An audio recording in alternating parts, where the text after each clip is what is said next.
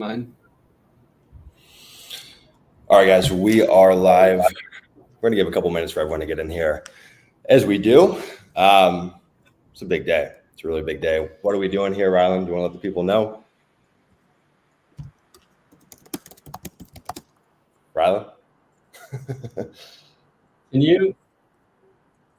Sorry, I'm hearing some weird things on my computer. Sumner, take it away. Okay.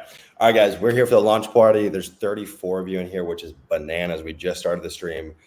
Give some love in the chat if you guys are using Land Insights. It's a big day, guys. This is a really, really big accomplishment for us. We're going to go through a few really important features for Land Insights. We're going to go through the three biggest improvements that we've made that I think are going to have a huge impact in our business and all the users' businesses. We're going to talk about our origin story and how we even got to this place, how we built it, why we built it, where we're headed. We're going to reveal some of the big features that we're working on for the rest of 2024. I've always said that market selection was the gateway drug. That's what got people in the door. But there's a whole lot more that we're building. Really, what we're trying to do is build a silver bullet for land investors, because there's really nothing out there that exists like that. A couple things before we get started, guys. I just did something kind of crazy. If you're already inside of Leah, this doesn't really matter. If you're a non-Leah member, this is pretty nifty. I'm going to put this right here down below. I've given out my purchase agreement. So I had my lawyer draft up a brand new purchase agreement. I see people selling these things online for $100, $200. I think it's stupid. I also see people using these crappy free things that they get on these shady websites. I built one specifically for land investors, is what we use on the acquisition side. Same thing that we've used to acquire millions of dollars in land. Rather than you probably use the same exact template, to be honest, as well. So I'm giving it out for free, landinvestor.co/PA. You guys can hop in there. There's a little goodie at the end too. There's this full deal case study, but it's pretty nifty. So I'll put that in the chat for you guys. It's also right down there if you guys want to go over there. Of course, we just opened up the cart on Land Insights for V2. So I'll give you guys the lay of the land, okay? We did a early exclusive launch at 2 p.m. PST for the waitlist members, but we think we had close to 30 people on the waitlist. Did an early launch at 2 p.m., sold out almost a quarter of all the seats in 20, 30 minutes. And now the cart has just officially opened for the public. Ryan, could you put the link in the chat for everyone? It's kind of a funny link. It's app.landinsights.co/register. What's cool now is we're completely off of Tableau. We've got our own user interface. You can actually do whatever it is, single sign in through Google, and it's much easier to get in there, and the UI is beautiful, and yeah, super awesome. And I see a lot of guys downloading the PA. Guys, if you're inside of Leah, you already have this purchase agreement, so no need to download that. You guys are already inside of Leah. Okay, I want to give a quick shout out to all of the folks that have joined Land Insights this morning. I can't even begin to describe how good it feels to see people put their trust in us and really stick with us through some bumpy rides, man. This thing was not what it is today just 6 months ago. Shout out to Andrew, shout out to Matt, shout out to Doug, shout out to Haley, shout out to Dan, shout out to Larry, shout out to another Dan, shout out to Michael Hopkins. Michael Hopkins bought a year in advance like a savage. We do have a new option where you can buy 12 months at a discounted rate. So you get a bit of a kicker for locking in a longer term. Ed, Burtis, Angela, just to name a few. Thank you guys for putting your trust in us. It really does mean the world. Okay, Rylan, can you hear me now? Is it better for you? Yeah, I got stuck on an ad. I was watching our own. Okay. Hey, no watching ads in the background. Also, guys, if you have questions, put them in the chat. Rylan and I are going to do a dope Q&A beyond Land Insights. We'll do a full marketing breakdown, whatever you guys want to talk about. Put questions in the chat as we move on. Also, a quick shout out, a celebratory moment. Rylan, what's on your wrist? What do you got? There we go. Rylan just treated himself. I don't know how long ago it was to a new Rolex. What's crazy is this dude was literally selling surfboards to start his land business, 3 years ago, 4 years ago? Yeah, that was broke 3 years ago. Broke 3 years ago. It's crazy, man. How old are you? I'm 23 now. 23. That's fucking bananas. And it's just one of those cool things to see it come full circle, dude. And that was in the very, very early days. I mean, Leah wasn't even what it is today. We didn't even know the name Leah existed. But you were one of the first people I ever worked with. And it was one of those things where I'm like, okay, I have a proof of concept for myself, but I have no clue if this is going to work for anyone else. And maybe my success has been a fluke. And you gave me a lot of confidence to bring this to a broader audience. So thank you, man. Kudos on the Rolex. Great asset for you. Huh? I owe it to you from the very beginning. You put in a hell of a lot of work, my man. And give people context. Who are you for folks that haven't seen you? I think it's your first time on a live with us, maybe. I know people in Leah know you, but give us the quick and dirty elevator pitch on Rylan. Yeah, so I'm Rylan Loader. I am a Leah coach, so I'm involved with Sumner's Leah program. And then last year, Sumner and I launched Land Insights, which started as like a data aggregation platform for market selection, and it's quickly grown into something much larger than that. So I'm involved in both LEA and Land Insights, and I also run my own land business. And what kind of volume are you guys going to do in your land business this year? We're doing between 100 and 200,000 a month right now, take home profit. So we'll end up somewhere between 1 and 2. I'm like, why does this guy still want to work with us inside of LEA when you just have this cash printing machine? But I appreciate you still being with us. You're an integral part of the community, and I hope that never changes. But that's crazy. That's crazy. So how many deals total do you think you'll do this year? It's hard to tell right now. We've really upped the scale. We have around 18 properties in closing right now. And we keep throwing stuff on the market and everything's just selling. I don't know if anyone else is seeing this in their land business, but our stuff's flying off the shelves over the last month and a half. It's crazy. It's stupid silly. Yeah, we'll do over 100 deals this year. I'm not sure if we'll hit 200, but we'll see. Proud of you, man. That's crazy. There's very few people that are at the level that you're at. You're only 3 years in. You're 23. It's frankly bananas. All right, guys. Enough of talking about the land business. We are going to dive into some nitty gritty stuff inside Land Insights. We're going to share our screen too and go walk you guys through the 3 big rocks. So there's a lot of small new features that we've added in there. I don't really want to focus on those. I want to talk about the 3 things that we're using in our land business that we kind of built to scratch our own itch because frankly, they're fucking crazy. Thank you guys for all the love in the chat, by the way. Everyone using Land Insights, that really does mean the world. One thing too, guys, I'm going to put this in the chat for you. If you just go over to landinsights.co, we actually released a new course. So it's our 7-figure market selection program. It's totally free. It kind of goes through how we use Land Insights in our business. It's updated for the V2. So landinsights.co, you guys will see at the top bar. You can just go get access for free. If you're a Land Insights member, you've already gotten access to this, so no need to sign up there.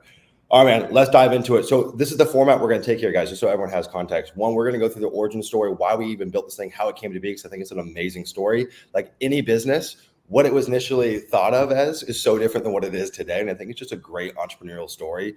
Like entrepreneurship is testing and iterations. I always say building businesses is just a scientific method, but like with customers and consumers. So you have a hypothesis, you test, you get feedback, and you keep on iterating.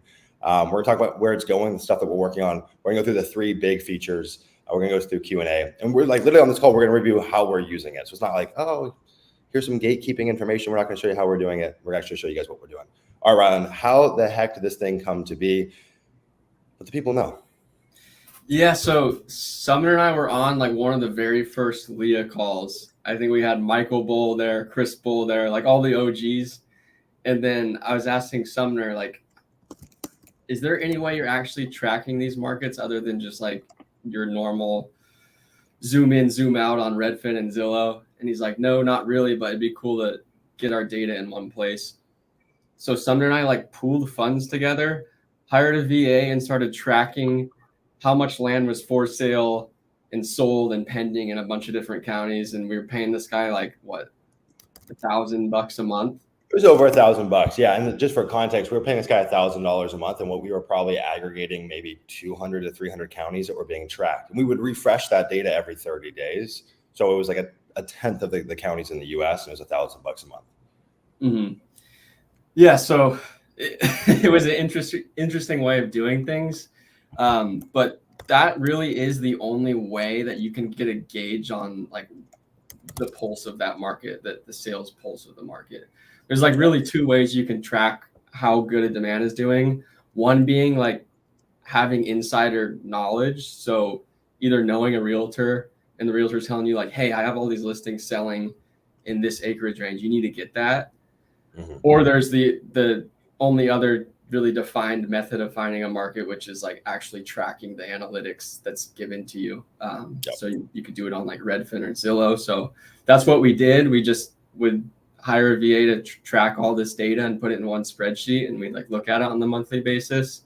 But that was time consuming, and he had to manage that guy, and he only got 200 or 300 counties for just that acreage range that you were polling. So you had no serious data other than what the sell-through rate was for that acreage range in that county. So for So everyone here, to visualize it, just to give people context, we took every county that we wanted to track. So we already had to self-select the counties that we wanted to track, which there's a bias involved in that. So now we don't unearth the crazy nugget counties, which is what Land Insights does for counties and zip codes. We come across stuff, I'm like, I would never have guessed this market is as good as it is. So there's a bias there to start. And then we'd go and track for that county acreage brackets. So like the 15,000 square foot to 1 acre, and on again. The other thing is, we never were able to back test this perfectly, but I don't think the data was always accurate. So there's an accuracy issue, there was a management issue, there was a cost. If I wanted to track the entire US, it would have cost us $10,000 a month, and that would only refresh every 30 days. And this guy was a nice guy, but a pain in the ass to manage. Constantly late, giving pushback, misunderstanding directions. They're like, there's got to be a better way to do this. And the initial idea was to build a newsletter. It was the market selection newsletter. I think was that what we were calling it? Yeah, it was called the newsletter. So we built out this newsletter, and we were going to build out this newsletter. We quickly realized that's the wrong way to do it. So we started building a database on top of Tableau, and essentially initially used VAs mixed in with a little bit of coding. We hired people from the University of North Carolina. Is that right? Yeah, actually, University of Illinois. Illinois. We We're trying to find the cheapest labor possible. If you guys don't know, building software is expensive. So there's just no way around it. And we just hacked this shit together, and we said, hey, look, we're going to open up 50 seats. We'll see what happens. And the reaction was really positive. Now, the platform sucked. It was ugly. It was slow. The user interface was really confusing. And the data that we initially were providing was just the tip of the iceberg. We knew we wanted to add more, but we were having such a hard time solving just the providing of county data. And people oddly stuck with us. And if you've been an OG Land Insights user, I can't thank you enough for what you've done here, because you've allowed us to just reinvest when we really haven't taken anything from the business in a sizable way, and have just been kind of parlaying that money into more development, more growth. And it's really just because people stuck around at the beginning. Did I miss anything there, Ryan? No. We started from humble beginnings, and we really wouldn't be here without everyone's support that initially subscribed. So thank you guys. Support and feedback. The amount of user feedback that's actually made it into the platform is really, really cool. Hey, John, I just sent you a message saying he's having a hard time getting into V2. hello@landinsights.co, and our support team will get you squared away. So yeah, that's the problem that we initially set out to solve. Let's talk about where we're going, right? Because I think we've done a pretty good job rolling up all of the market research stuff with zip codes and counties. There's really not that much more that's left to do there, other than have our data refresh more frequently and diversifying our database. So maybe pulling from the land.coms of the world, or these kind of third-party sites that aren't always associated with the MLS. As it stands now, we pull from every MLS out there. So all of the data is double checked on every MLS platform. You'd be shocked what a discrepancy there is. We remove all the off-market kind of outlier junk comps. That's actually one of the reasons why on Land Insights you'll see numbers we say, God, that seems really low. It's because that data has been scrubbed. We've removed the fluff, the noise, the junk. And so you'll actually see the sell-through rates typically look lower than they might do if you went and checked that yourself on Redfin, if you will. But it's because that data has actually been pre-scrubbed for you. So you kind of remove the discretion part where you have to figure that out. All right, where we're going, where are we headed? I know we don't need to give away the whole farm here, but let's kind of give a teaser of the problems that we're working on. Yeah, so we've started with market selection, kind of maxed out what we can do there. Maybe there's a couple more data sources we can bring in. Just depends on your guys' feedback. We brought in skip tracing at an affordable price. We'll go over that in a little bit. We've brought on land scrubbing. I know a lot of you guys have had issues with land scrubbing through Data Tree and Land Vision. We've gone ahead. For context, for those who don't know what land scrubbing is not removing duplicates. We can do that for you for free inside the platform. We're talking about removing properties you don't even want to market to.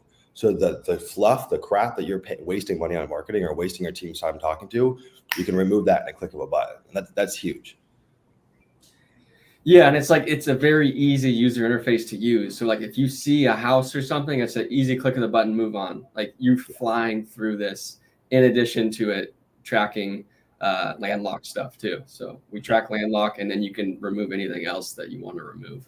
So and we've got the same thing that we built for landlocked is being added for wetlands, flood zones, to be able to scale the percentage of how much is tolerable in your data set, and eventually odd shaped properties as well. So no more marketing to bowling alleys or pizza slices, like these weird properties that you just don't want to bother with. We'll remove those for you. in the click of a button. And it's not some VA in the background manually doing it. It's actually like machine learning that we built. And one of the reasons that we've released that feature as beta, and it's a third of the price, it's 2 cents to run that, is because we need as much feedback and much data to get pushed for it, because it learns over time. It's going to get better over time.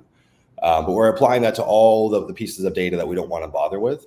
The same thing is on the pricing side. So I won't say that we're in the business of trying to give people pricing answers. I don't want you to upload a mailer and say, hey, I want Land Insights to do my thinking for me. But we also can't leave out the fact that pricing is a really big part of this business. So we created something we call a Genie Index. This is an index that tells you how homogenous pricing is. And you can use it as a search filter. So you can say, hey, I want markets that have really homogenous pricing, 20% sell-through rates consistently month after month for the last year, this much in supply, this many out-of-state owners. And what that allows us to do is, well, first I'll back up. Has anyone ever picked a market on Redfin and you say, damn, this looks so good. Demand is through the roof, supply is perfect, property type is perfect. Only to go download the CSV from Redfin, you're like, pricing is unintelligible. I can't even figure out how I would possibly price that. We give you that answer immediately. And so you can go spot check demand and how homogenous pricing is. The way Genie Index works is the lower the number, the more homogenous pricing is. Kind of the cheat sheet. Anything under 40, Sumner would price. Like I would take a swing at that. Anything under 20 is just bananas. That's just really, really homogenous. We're adding more features kind of in the same vein this year that are going to help support your pricing decisions. Yeah, and like I've toyed with many different softwares that say they're going to teach you how to price it, and it's hard to get it completely accurate. So like we don't want to provide you with the answer. We just want to provide you with the insights you can take and price everything. Like I'm still looking at Redfin, Zillow, Land.com to come up with my pricing for that area. But what we've done is brought pricing data together and have told you with the Genie Index how easy it is to price that ultimately. Yeah. So if we're like under the 20 mark, it's a piece of cake to price that. I'm gonna let you guys in a little secret. This is like every new Leah member has this bone to pick. They say, I like this business. It's profitable. I make money, but I hate picking markets. I hate pricing and I hate underwriting deals. I say, why is it so difficult? Why can't I ever get a clear answer? And it's really hard to get clear answers in this business. If you've been around long enough, you never really know what things are worth or what they're going to sell for. And my purview has always been, well, dude, that's the arbitrage. That's the edge, is because the information is so opaque and hard to understand for markets, for pricing, for underwriting your deals. All we're trying to do is help take all the data from different platforms and kind of synthesize it and put it in a little box with a bow for you. And then you can make your own judgment calls off of that. And that's also why we're not making this, an evergreen, anyone can get in, because obviously over time, if you have thousands of users, there's diminishing returns. And I won't pretend like that isn't the case. And that's why we just continue to slowly tiptoe our way to add more licenses, because we're really mindful that we don't want to have everyone and their mom using the same tools, that's synthesizing the same information, because it's such an edge. Ryan, can you speak to what this has done for your business, just like on a personal level? So right now, let me tell you about my marketing scale, and that'll help gauge what the kind of shit show it is for market selection. So we're sending 20,000 letters a month. We're sending 150,000 texts a month. We were doing RVM. I don't recommend it. We're doing cold calling. So we need a lot of markets to go after to meet that scale. So if you're just like toying around with Redfin and Land.com trying to find markets, you're never going to be able to get there. You need like a clear and repeatable process to market selection and mailing and pricing. So what I did was I needed all these markets to go after on a monthly basis. And with Land Insights, it was easy to just like find 20 different markets in 3 or 4 hours to choose from and market towards those and push it through my market selection and pricing process.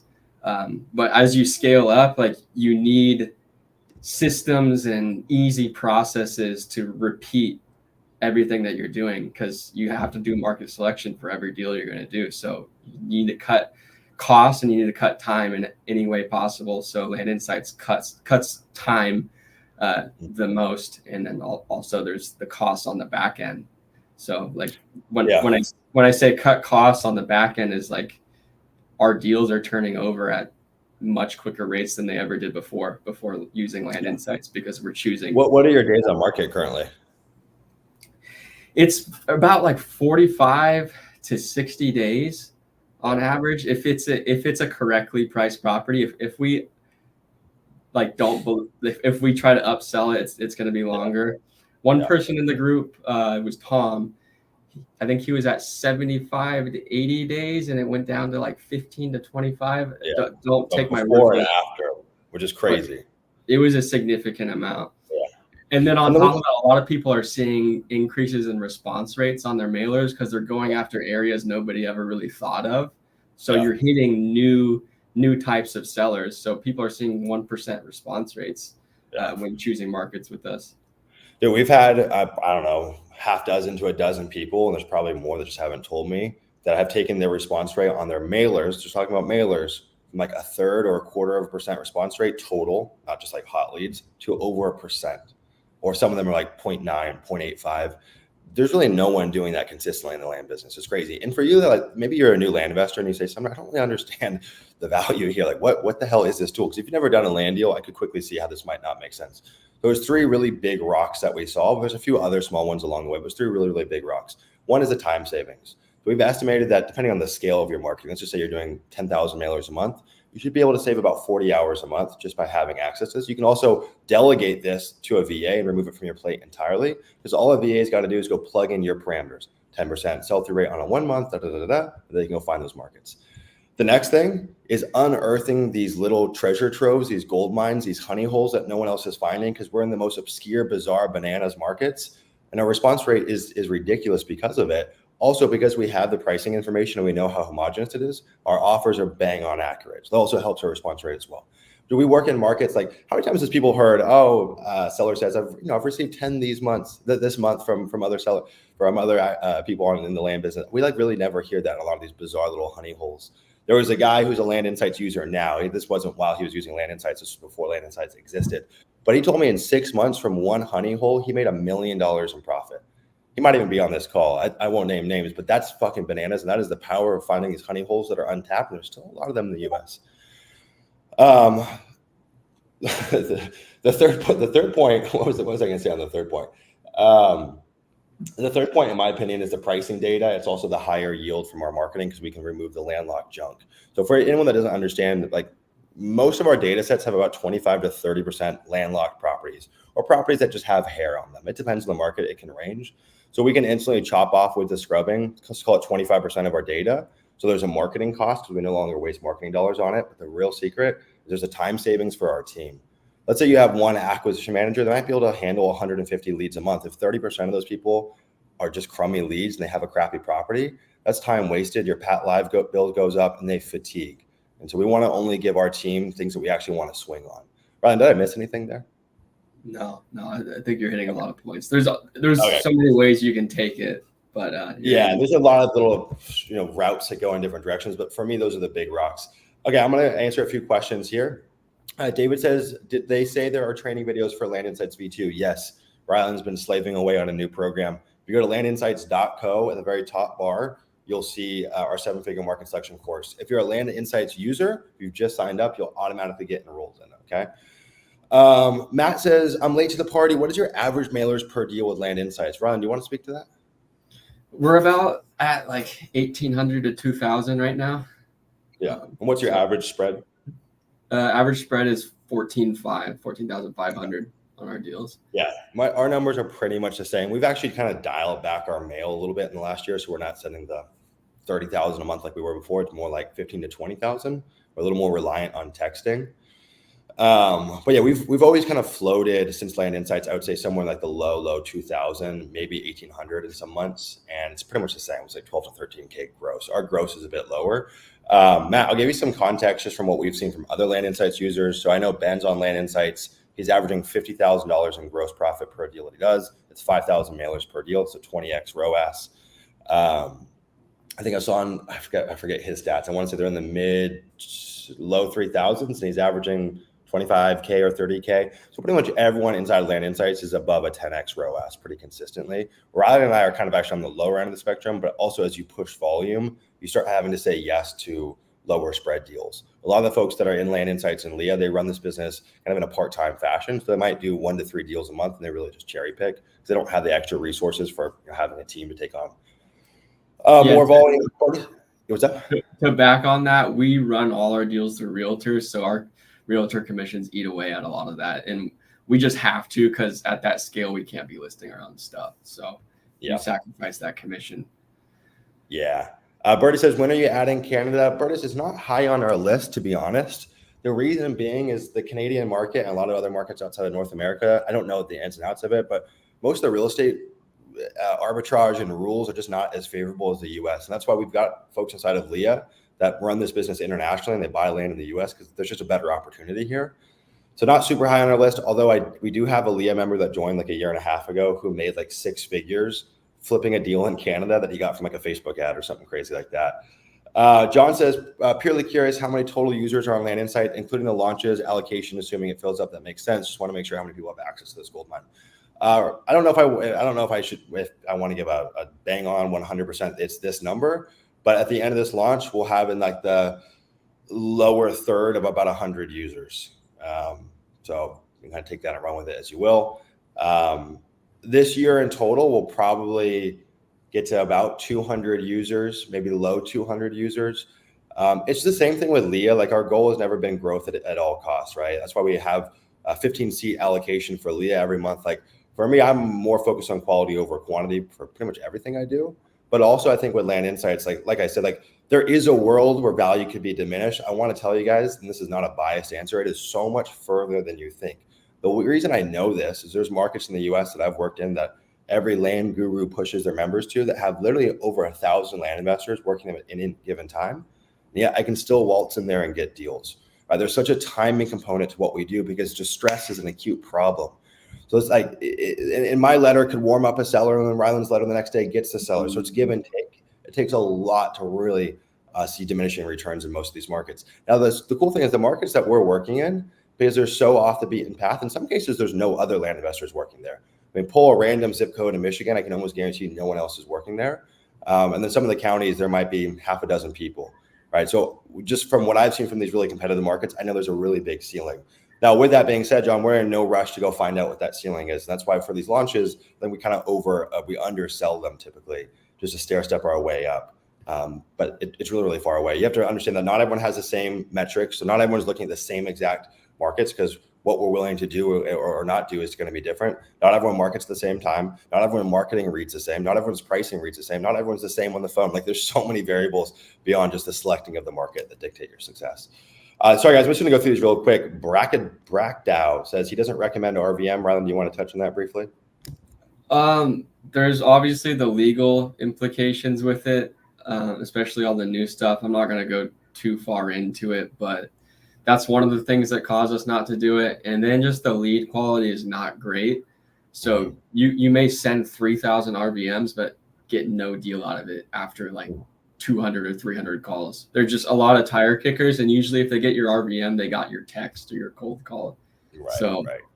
I think it's something that you could use like bottom of funnel. Like we are hemming and hawing. I think we are going to add it, but like there's not going to be top of funnel for us because there's so much volume that comes through. But let's say I've done 3 follow-up texts. Maybe I've already sent a mailer, or maybe I haven't sent a mailer, but I've done multiple follow-ups through launch control. It's been 90 days later. That list is whittled down by 40-50%. I could lob some RVMs at them, or I could filter that list by motivation and lob some RVMs at them. I don't want to tease too much. And unfortunately, there are some pesky people that like to copy what we do. The negative side of innovation, I suppose. But that is one thing that we have been talking about is there a way where you could upload your data set?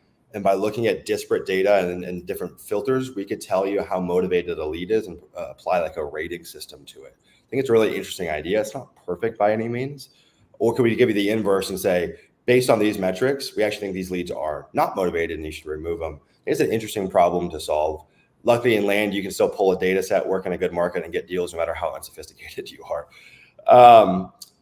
Matt says, does Land Insights have anything to assist with pricing or are you a VA doing the pricing? Do you want to touch on that? Yeah, so going back to how we explain Genie, if you don't understand that, there's a whole course that I just made and it goes over Genie if you don't quite understand it right now. But we're here to give you insights. We give you the pricing data, but we're not going to do it for you. You have to organize the data yourself and price it yourself. But we do have the data on Land Insights. We're showing you the median price of land sold in the last year, 6 months, 3 months. We have all that data in there for you to look at, but we're not going to make anything that's going to price it for you because we don't believe it's going to be accurate enough. It might be accurate in a low Gini area, but for us to just price everything, it's a whole different ball game. Yeah, Matt. So again, like the thesis for this has always been synthesize information, let the investor make their own judgment call for what we synthesize. If you wanted the cheat code, I mean, again, anything under a 40 Gini is pretty damn homogenous. Anything under a 20 is really homogenous. And we've got the price per acre median and then the general total list price median for actives for 1 month, for 3 months, for 6 months, for 12 months. So you can quickly go see, okay, here's the pricing data. A little cheat code. I'm not going to say you should or shouldn't do this, but you could take markets that are sub 40 on a Gini, go look at the median and go build a range offer or just a straight blind offer over that. I'm not saying that's what you should do, but you could do that. Just an idea.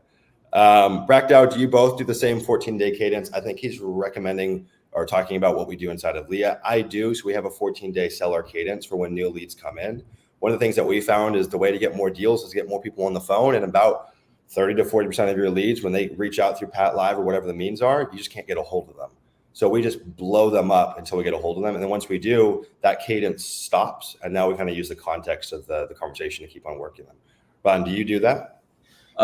This is like one of my first times hearing it, but we have something very similar to a 14-day cadence. I just came up with it on my own with my team. There's like, I'm not using the same thing everyone else is using, but it's going to follow a similar path. Lots of follow-up. Yeah. Scott says, do we pay per month? And I promise, guys, we're going to go through and start showing the platform here in a second. Scott, so we use a quarterly increment system. Okay, so it's in 3-month chunks. The reason being is we don't want folks that go and get access. Let's say they get a subscription for 30 days, but they only use it for 7 days and they export all the data. And they say, cool, I don't need this anymore. They're willing to sacrifice the consistent refreshing of data just to get it once. And so we do require a 3-month commitment. There's also an option to do a 12-month commitment, and I think you get like close to a 20% discount or something along those lines. All right, big dog, you ready to share your screen? Should we go show them the Butte, the new beast? Yeah, so I don't even know how to pronounce that name. Science fiction with a P. That's funny. So for this launch, there's a cutoff of 50 seats. So every 3 months or so, we do a new launch, usually 25 to 50 seats. Most of them have been 25. This is a big launch for us. We opened up 50. And we'll go and fill those up and then close the cart. No one else can join for usually about a quarter or so.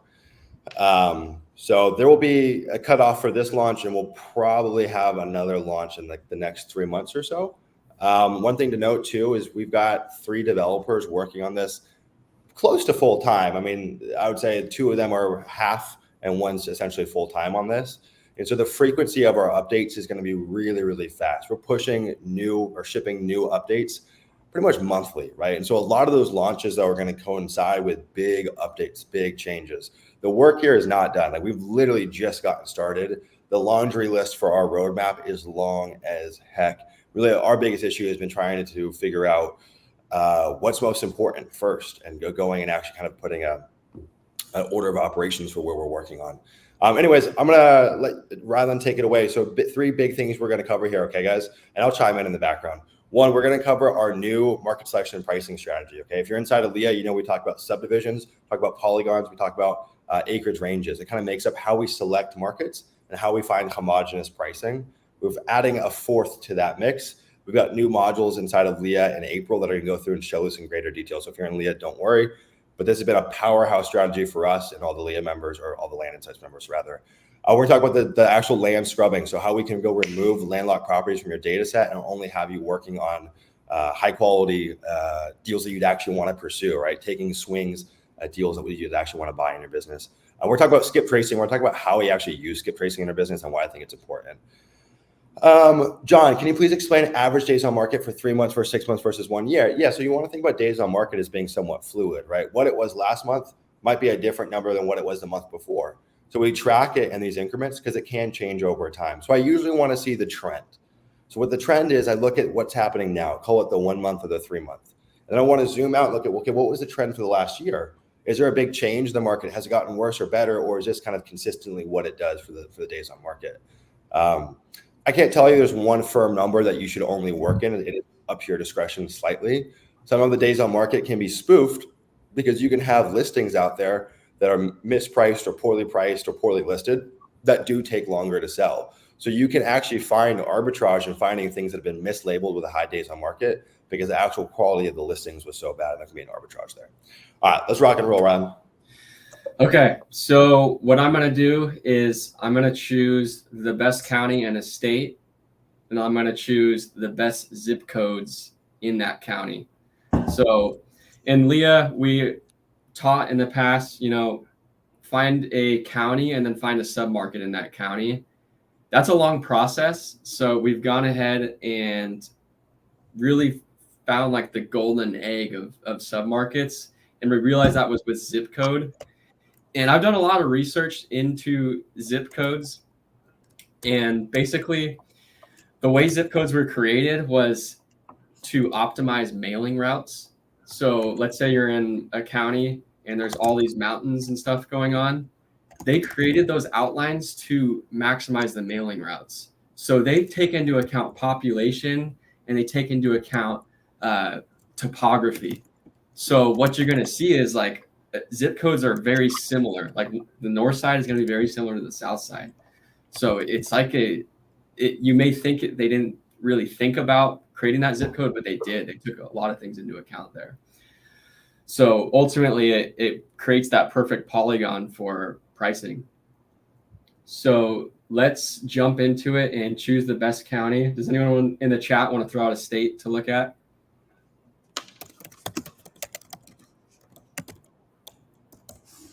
All right, guys, put what state you want us to go after. Put it in the chat here. We'll pick a winner. Michigan, North Carolina. Come on, give me some more options, guys. Throw one in. We'll pick one at random. 2 people put North Carolina. Let's do North Carolina. One of the interesting things that I've seen is new Leah members are obsessed with North Carolina. I don't know what it is. North Carolina, I'm not going to lie, is a relatively competitive state. It's a hot state. But we'll do North Carolina here. Ryan, can you explain so this drop-down menu here, can you explain what this is and how it works? So everything on our table down here reflects the map. So this is our data. This is our organized data. We have all of our data points in here. So here's one county, Alamance County, North Carolina. It's showing us how many listings are active for sale in the 0.2 to 100 acre range. So Alamance County has 119 properties for sale that are 0.2 to 100 acres. And then it goes the same for pending. So this is the amount of properties under contract, the amount of properties sold in the last 1 month, sold in the last 3 months, sold in the last 6 months, 1 year. And then we have all our sell-through rate calculations, calculating the rate at which it turns over. So right now, 42.86% of the properties that are under contract are for sale. So it's basically just a simple math equation, 51 divided by 119. So the list goes on. These are like sell-through data points. As you go on, there's days on market data points. So like John was talking about, we have days on market for all these different time ranges. So this is showing how long it took on average for a property in Alamance County to sell. So it takes in all the properties that sold and it shows how long it took on average from listing to sale. So Alamance County is taking 306 days on average to sell each individual comp. Okay, now we have median pricing. So basically just showing what the median price is selling at in 0.2 to 100 acres. Kind of hard to make sense of that because it's such a big acreage range. So you'd want to push down those ranges to maybe like 5 to 10 acres to make sense of it. And we have the ability to change all those acreage ranges. So there's tons of pricing data in here, like I said, but we're not here to price it for you. You have to make sense of it with the data. And then we have our Gini. And then another additional data point is the quantity of out-of-county and out-of-state owners. So if you want to see how much mail you'll be able to push out, you can look at the quantities there. Okay, and all of this is, you have the ability to filter all of this. So I just filtered North Carolina and it reflected that on the heat map. Okay, So what I'm going to do is I'm just going to set my acreage range to 0.2 to 100 acres, but you can set it depending on what your business model looks like. If you like to go after rural rec, big acreage, you could do 5 to 100. If you like to go after infill, you can do like 9.5 to 1 acre or 1 to 2 acres. And then what you click here is what it heat maps. So right now we're heat mapping the quantity of active listings, so stuff for sale, but we can also heat map like the sell-through rate. So I like to personally heat map the 6-month sell-through rate, and it basically tells you which counties have the most demand. So we have a sliding scale here. Yellow is the hottest, so the biggest sell-through rate. Purple is the lowest sell-through rate. So everything yellow is going to be the most in demand, 0.2 to 100 acres based on our data. So you can set this and start looking at it, but I want to set some of my criteria. Okay. So I teach about the criteria in the course. I do recommend you watch that entire course so you get an idea of what I'm doing. But we need to have enough data in our sample size to make sense of the data. But we don't want too much data because that's just showing there's too much to compete with when you get a listing up for sale. The reason why we want a big sample size is because if you have 2 properties that sold in the last year, that's 2 properties in your data set that's telling you the data. You can't get any information from that. But if you had 45 or 50 or more that sold, the data is going to be more leading and more accurate. So it's just a statistical standpoint there. So what I'm going to do is I'm going to set my filters. So I'm going to do greater than 25 listings for sale. And then I'm going to do less than 400 listings for sale. And you're going to see that our map got cut down a little bit already. Okay. So now what I'm doing is called the filter stack. So we already stacked the North Carolina filter. I stacked the active filter. Now I'm going to stack the sell-through rate filter, which tells us what the demand is. So I'm going to stack 6-month sell-through rate because we're looking at 6-month sell-through rate. And I'm going to set that to 60% or more, greater than or equal to 60 over 6 months. I'm actually curious how many counties in North Carolina have a 100% sell-through rate, meaning if 100 properties were for sale, 100 sold in the last 6 months. So let's check that. There's a bunch of them in there. So these show like serious demand. And what you'll notice as you start stacking these filters is these heat map in relation to the filters. So our heat mapping will change, which is very user-friendly and easy to view. So as you can see here, it looks like Surrey County has the best sell-through rate in North Carolina for 6 months, 346%, which is crazy. Now I can go, right now I'm hovering over just sell-through rates, but I can hover over the quantities just to make sure we have a good sample size to go off of. So I'm clicking active, and I also want to see how many sold. And I also want to look at pending sell-through rate to see like if it's still in demand right now. So I'll click save, and I'll hover over Surrey. We'll see that there's 41 active for sale right now and 142 sold in the last 6 months. So that's outright ridiculous. And now on top of that, there's a 19.51% pending sell-through rate. So there's a ton pending at the moment. Now let's look at the next best one, Randolph County. Okay, we've got 40 active, 131 sold, and our pending is 62.5%. Hey, Rylan, can I cut you off real quick? Yeah. Can you show them the tooltip, and then can you add the 1-year Genie just so we can show that too? Yeah. So this is the tooltip. I pressed on it here. This shows you what shows up on your tooltip when you hover over counties. So I'm going to click on Genie, and I'm going to do the last 1 year because it brings in more comps into your sample size. But this is not useful yet, okay? You do not want to use Genie yet because we're pulling comps from 0.2 to 100 acres. We're not pulling comps in close relation to them. So for every county, as you increase acreage, your price per acre is going to go lower. So that's going to affect your Gini. So when you look at Gini, it has to be a small acreage range, like 5 to 10 acres, because we're using price per acre in that acreage range. So we can't use Gini yet, but we will in a moment. Oh, okay. All right. So going back to the counties, we got Randolph County. I like this one better over Surrey because we have more pending. So Randolph County is the winner here. I would personally market both of these, maybe a couple more, but Randolph's like the number one for me here.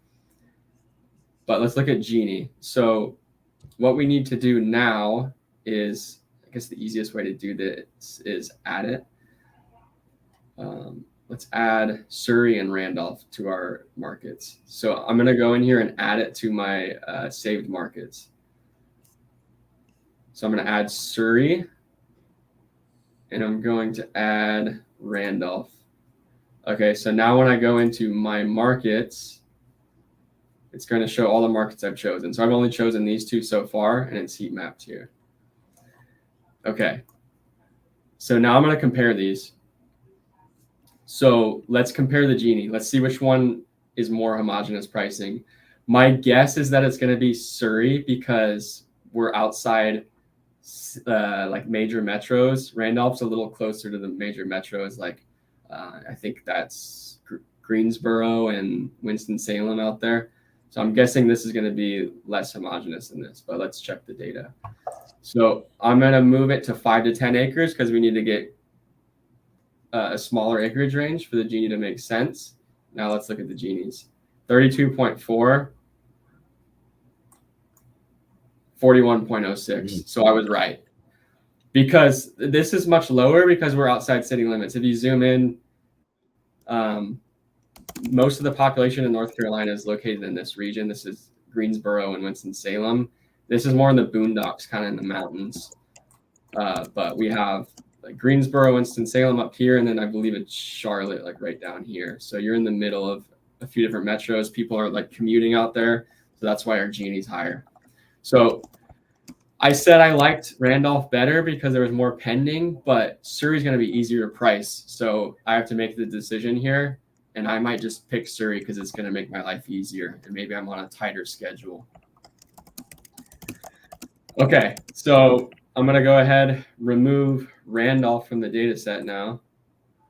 Now you got just Surrey, and I'm going to show you the zip code approach. So guys, this is crazy right here. So I'm going back to the map. I'm going to move to zip code, and it loads. If you're too far out, it's not going to load the zip codes because it's so much going on. You have to zoom into the area. And now our zip code maps are outlined. So we have all the same data that counties had for zip codes, and those zip codes are attached to the county. So it's absolutely crazy how deep we dove with this. So let's set up our same filters. We're going to heat map 6 months sell-through rate. And we're going to leave our tooltips there. And we're going to go down here. We're going to filter the state. So you're in North Carolina. Apply. And now we're going to filter the county. So we're going to find the best zip codes in that county. So if you have a lower marketing spend or you want to be even more accurate with your pricing and hit those submarkets, you can just choose the best zip codes in the county. So let's filter Surrey. Now, if you go up here, we have all the zip codes located in Surrey County. And now we're going to be able to see which zip codes are the highest performers. So I've got 0.2 to 100 acres and 6 month sell-through rate. So let's start looking at who's the best. So it's looking like 21007, 900% 1 year sell-through rate. There's only one active out there, and 5 sold in the last 6 months. So that's why the percentage is so high, because it's not a big sample size. Let's look at other ones. Okay, 28621, 6 active, 30 sold. Very strong out here. Keep in mind, don't look at Gini because we have a big acreage range. 1 active, 4 sold here. Let's look at this. 4 active, 3 sold. I don't like this market. This market sucks. So I wouldn't mail that. And it's probably because it's in the mountains. In North Carolina, there's a lot of subdivision HOA areas where properties just sit on the market because nobody wants those. It's steep and there's restrictions. So that makes sense. I would remove that from the data set. It doesn't have as good activity as the rest of the county. I would probably remove this one too. And I would also remove this one. So it's looking like these lighter green ones are the best ones to go after. 21017 is good. There's a lot of activity going on in 2703. So what I'm probably going to do here is remove definitely 28683. I'm probably going to remove 27017 because I don't want to deal with these mountain properties. If we zoom in, hold control, we can see how steep it is. Screw that. That's a pain to price. I don't want to do that. So I'm not going to include that. I'd rather include all this stuff. It's going to be easy to price that. So let's go ahead and start adding stuff to our markets. So clear winner 28621. Add 27047. I'm going to add that. 27030. I'm adding that. Brian, while you're adding these, do you want to touch on the classic elephant in the room, which is the non-disclosure stuff? Yes. You wanna go, Sumner? I'll let you take it. Non-disclosure. What's your specific question about it? Just in terms of people being concerned with like the accuracy of the data, take a state like New Mexico versus fill in the blank, California or something like that. Okay.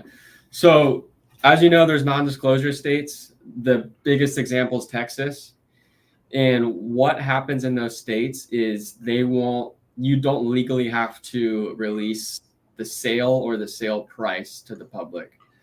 So in states like non-disclosure states like Texas, not all that data is going to get through to the public. So if you go on Redfin and look at the amount of properties sold in the last year, you're not going to see a lot, but you're going to see a lot listed for sale.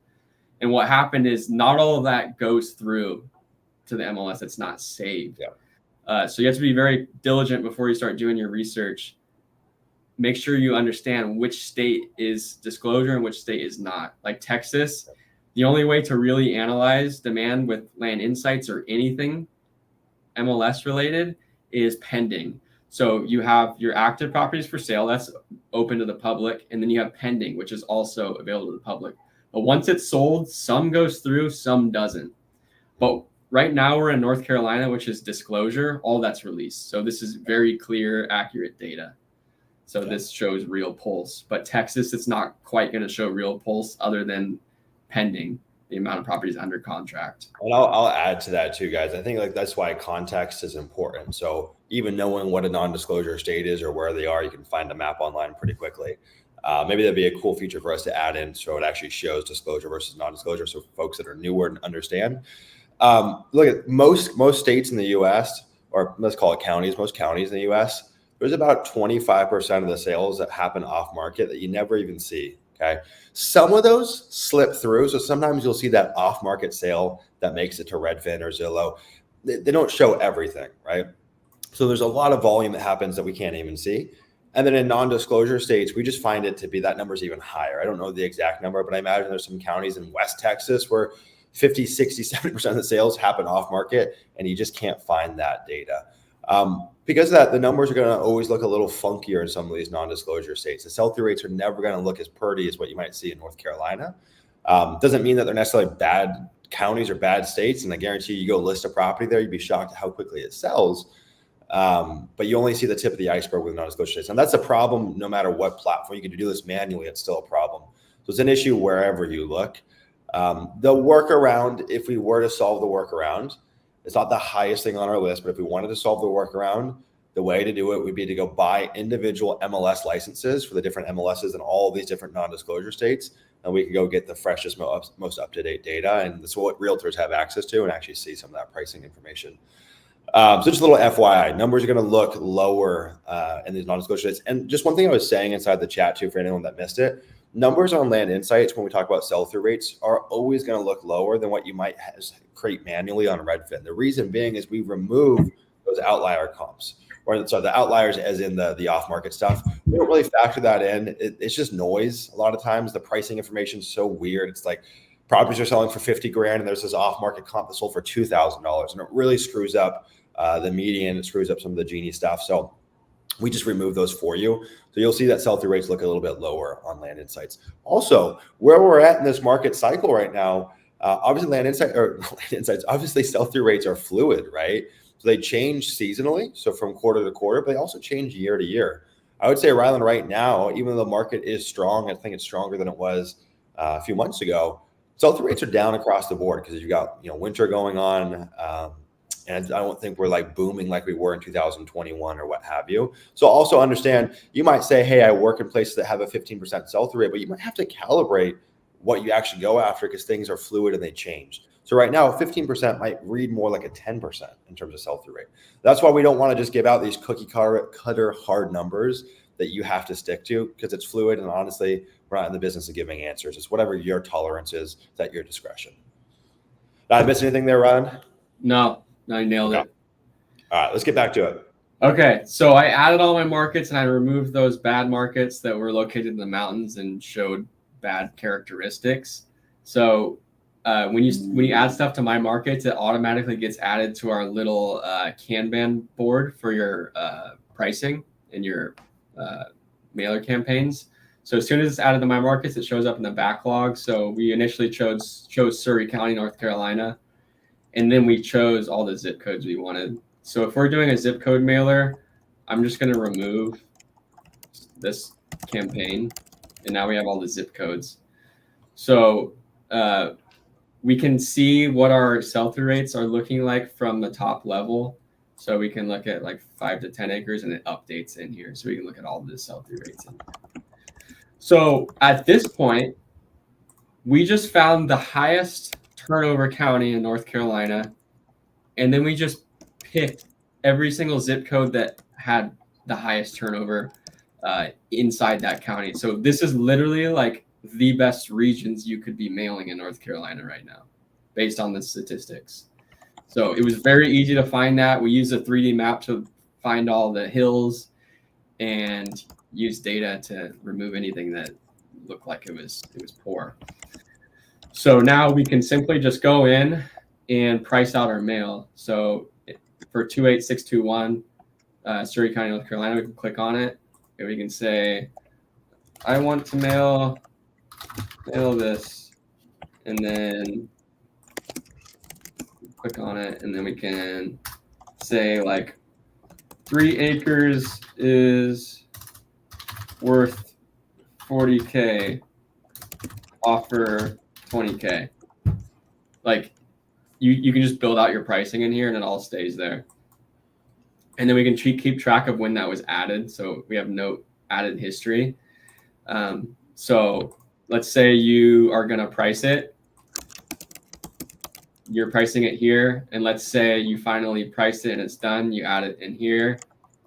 And then you pulled the data, price it, send it, it's sent. And it's all here. If you leave and go back to campaigns, it's still going to be there with all your notes.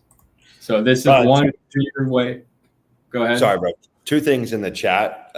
If you want to just go right back to the markets research section for 1 second. Doug wants to know, how did you isolate North Carolina on the map? So if you want to just quickly show him that drop-down menu where you actually put in your filter. So you go down here to state. So you go to state, you click on the filter, and you do the state abbreviation. So NC for North Carolina, and it has to be contains. And you click apply, and now it's blocked off. And now, Doug, yes, just going to show you that on the map. Okay, one other thing, Ryan, can you just show them, like, remove the county research, just click over to zip codes. One of the questions is, can I not search counties and then just jump into zip codes? The answer is yes. The one thing to be mindful of is you will have to zoom in. So it's going to prompt you on the map to zoom in. So there's over 40,000 zip codes in the US. So it's just too much data to load from like a macro view of the US. But you guys can see this is all zip codes. And for context, this is one of my favorite strategies. This is a strategy that a lot of Land Insights users have been using, is you can just jump past the county research and just start pulling these zip codes in these oddball little submarkets and just killing it in them. I mean, killing it. This is how people went from 0.25% response rate to 1% plus, because you're working in these honey holes that haven't really been unearthed. Or even if they have been marketed to, this is how I think about it. If they were marketed to, some schmuck like me 5 years ago probably just pulled the county, blasted out inaccurate offers, and completely screwed it, the pricing for the zip code. And so these owners are salivating to get an accurate offer, and they haven't got anything accurate, right? That's why I love this. Just jump in line and get straight to the zip codes. I think it's so powerful. Matt wants to know, where are you guys pulling the data from? All of our data comes from every different MLS platform. You'll see that there's disparate data from whatever, Zillow to Redfin to Realtor.com. And so we cross-reference and cross-check all of them and pull from every database, because you will see a discrepancy. Okay, cool, bro. Let's go back to it. I just wanted to make sure we didn't lose the questions in the chat. Good questions, everyone. If you guys have more questions, drop them in there. Lot to cover here.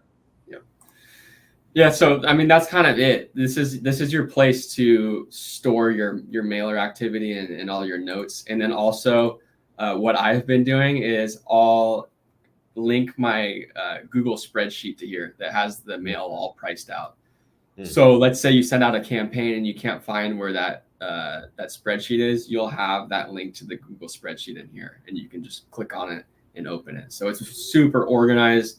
All in one place. I'm super excited about it. It's crazy how quick it's become for me to create mailers. So yeah, two things I want to add to that. One, we'll talk about how quickly we are able to go and select markets, like on an hour by hour basis. ELR Investments says, I get how this data can help sell deals quicker. I'm not sure how this data helps you to get a high response rate. Yeah, good question. So ELR Investments, everyone in this business has some kind of bias, right? You don't go look at every zip code or every county in the US. You say, I want to go work in Texas. And then you go and randomly select some county or some zip code. And so what happens in that situation is your bias has put these blinders on and you're not finding the honey holes. How do you just stumble on honey holes? It happens very infrequently if you're doing market selection the old way.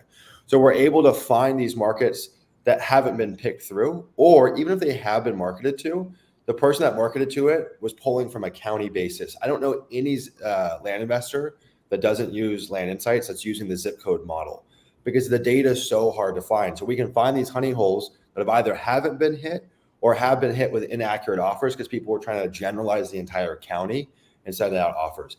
The other thing is that we can go and find markets that have a really low Gini index. So we can find high demand, low supply, low Gini index, and create really, really accurate offers from that pricing intel we have. So there's a few components as to how that happens. I think every single Land Insights user has reported on some level an increase in response rate. It is going to range. The best we've seen is up to 1% response rate. For direct mail, it's really hard to get beyond that, right? So, Brian, anything you want to add in terms of how our response rate has gone up? Yeah, you're just ultimately going after places other people aren't.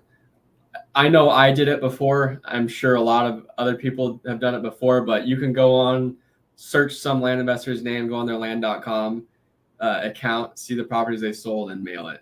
And that is just a horrible business process. You're not being creative in any way, and that market's probably not even good. So yeah. that's one of the leading factors to lower response rates, because other people are working there. And then most people's hunch is like, in Texas, I need to go just outside Dallas, or I need to go just outside Austin. And a lot of people are working there. And Brian, how did you pick your first market? If I remember correctly, you said I used to go on vacation at this place, and that's how you pulled the data. Was that something along those lines? That's when I got a little more knowledgeable. The first market I chose was with you in the middle of the desert in Yavapai County. Oh, that's right. Because everyone else was working there, so I assumed you could make money there. Yeah. Nobody lives there. Yeah, I actually just sold a deal there like last week, funnily enough, a package deal. So there's people that still buy land there.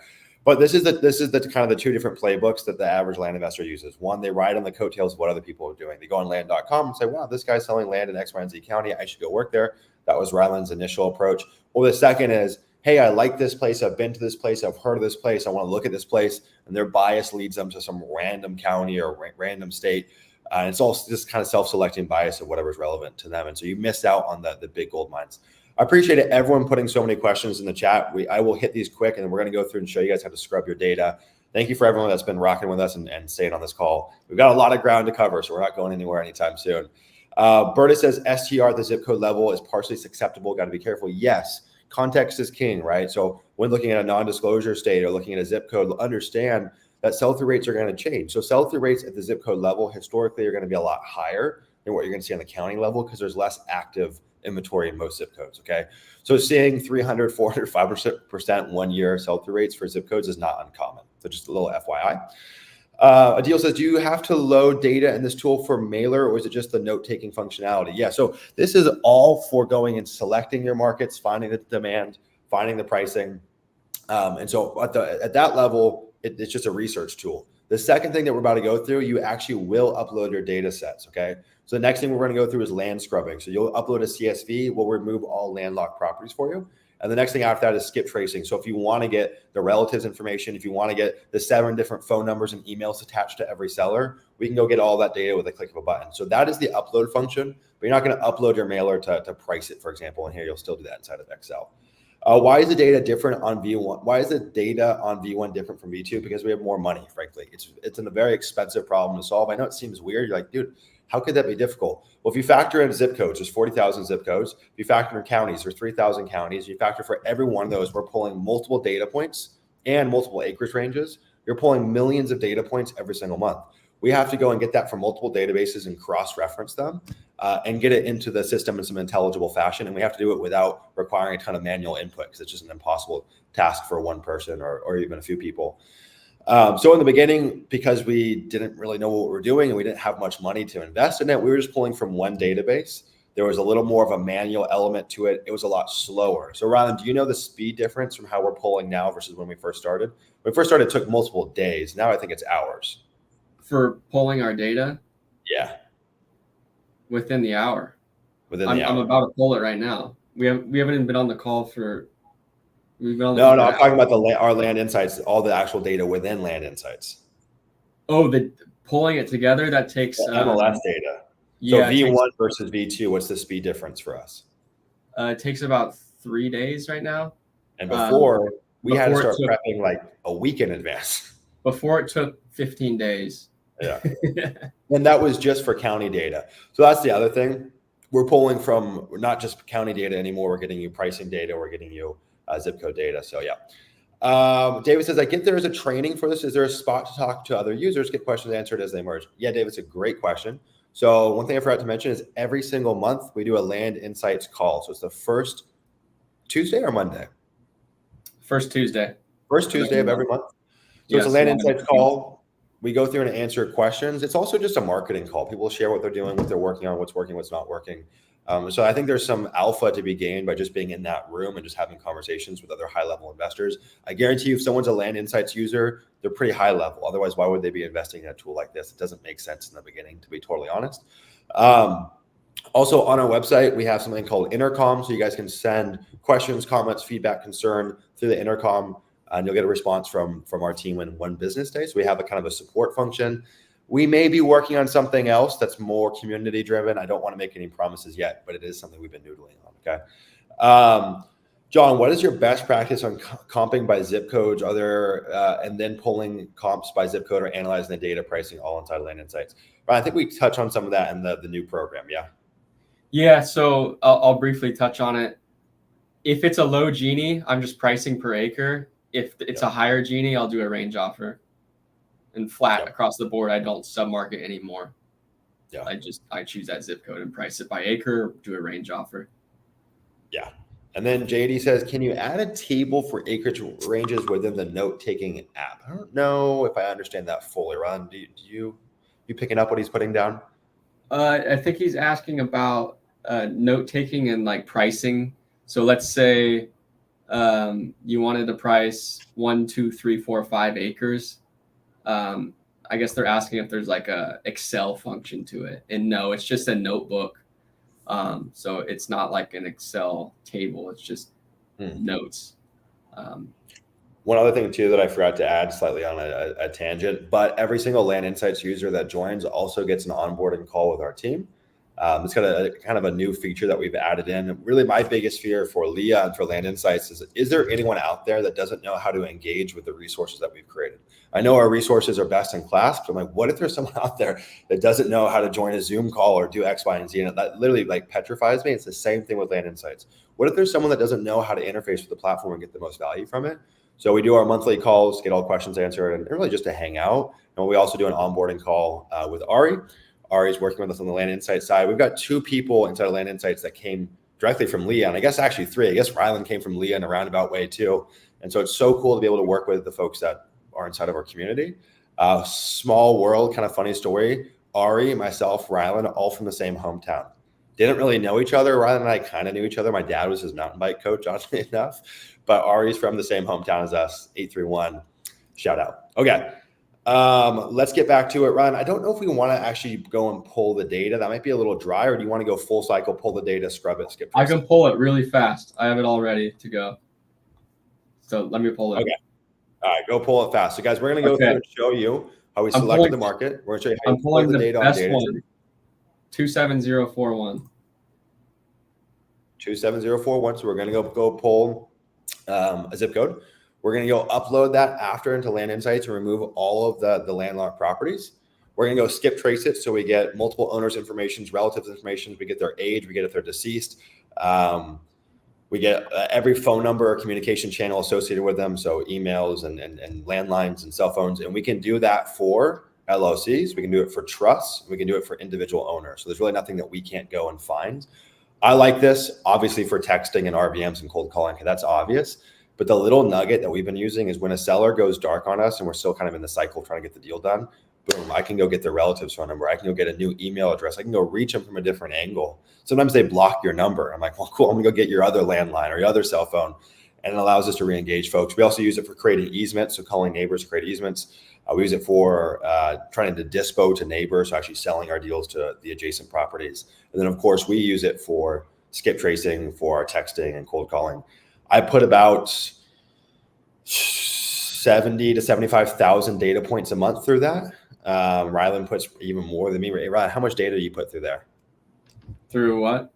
Sorry. Through skip tracing and insights. Over 100,000 right now. It's kind of crazy. Over 100,000. So a lot of volume getting pushed through there. It's kind of crazy.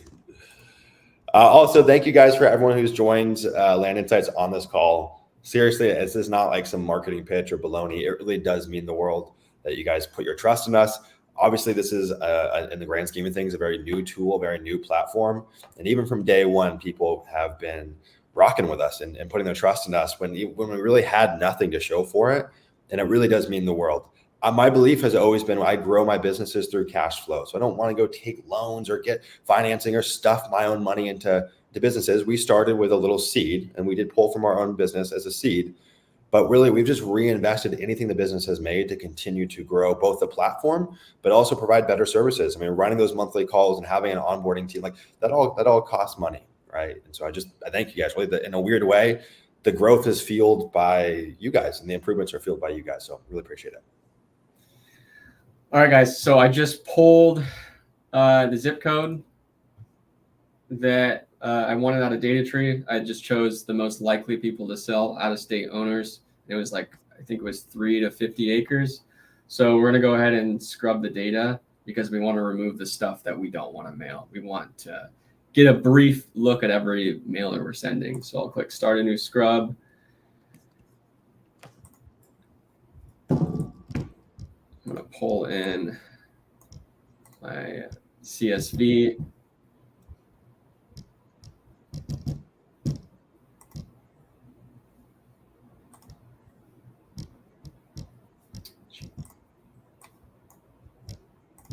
Okay, it's uploaded now. And I just threw in a raw file from data tree and it just found all the columns for me that we needed. If these don't match, you gotta match them, but it already found them all for me. So everything looks like it's lined up. So we're good to map it. There's our preview. Boom, click next. Scrubbing duplicates is free. Scrubbing landlocked is a cost. Now we say scrubbing duplicates is free. We can tell you which property you want to keep. Do you want to keep the larger one or the smaller one if an owner owns 2 properties? So I always say keep the larger because I'd rather go after a 100-acre that they own over a 1 acre. So we'll click next. It shows you the cost. Start scrubbing.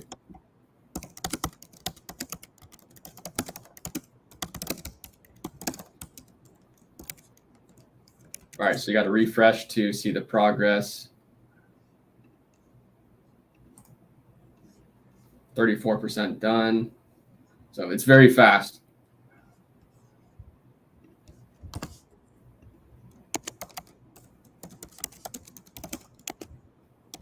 $86, almost there.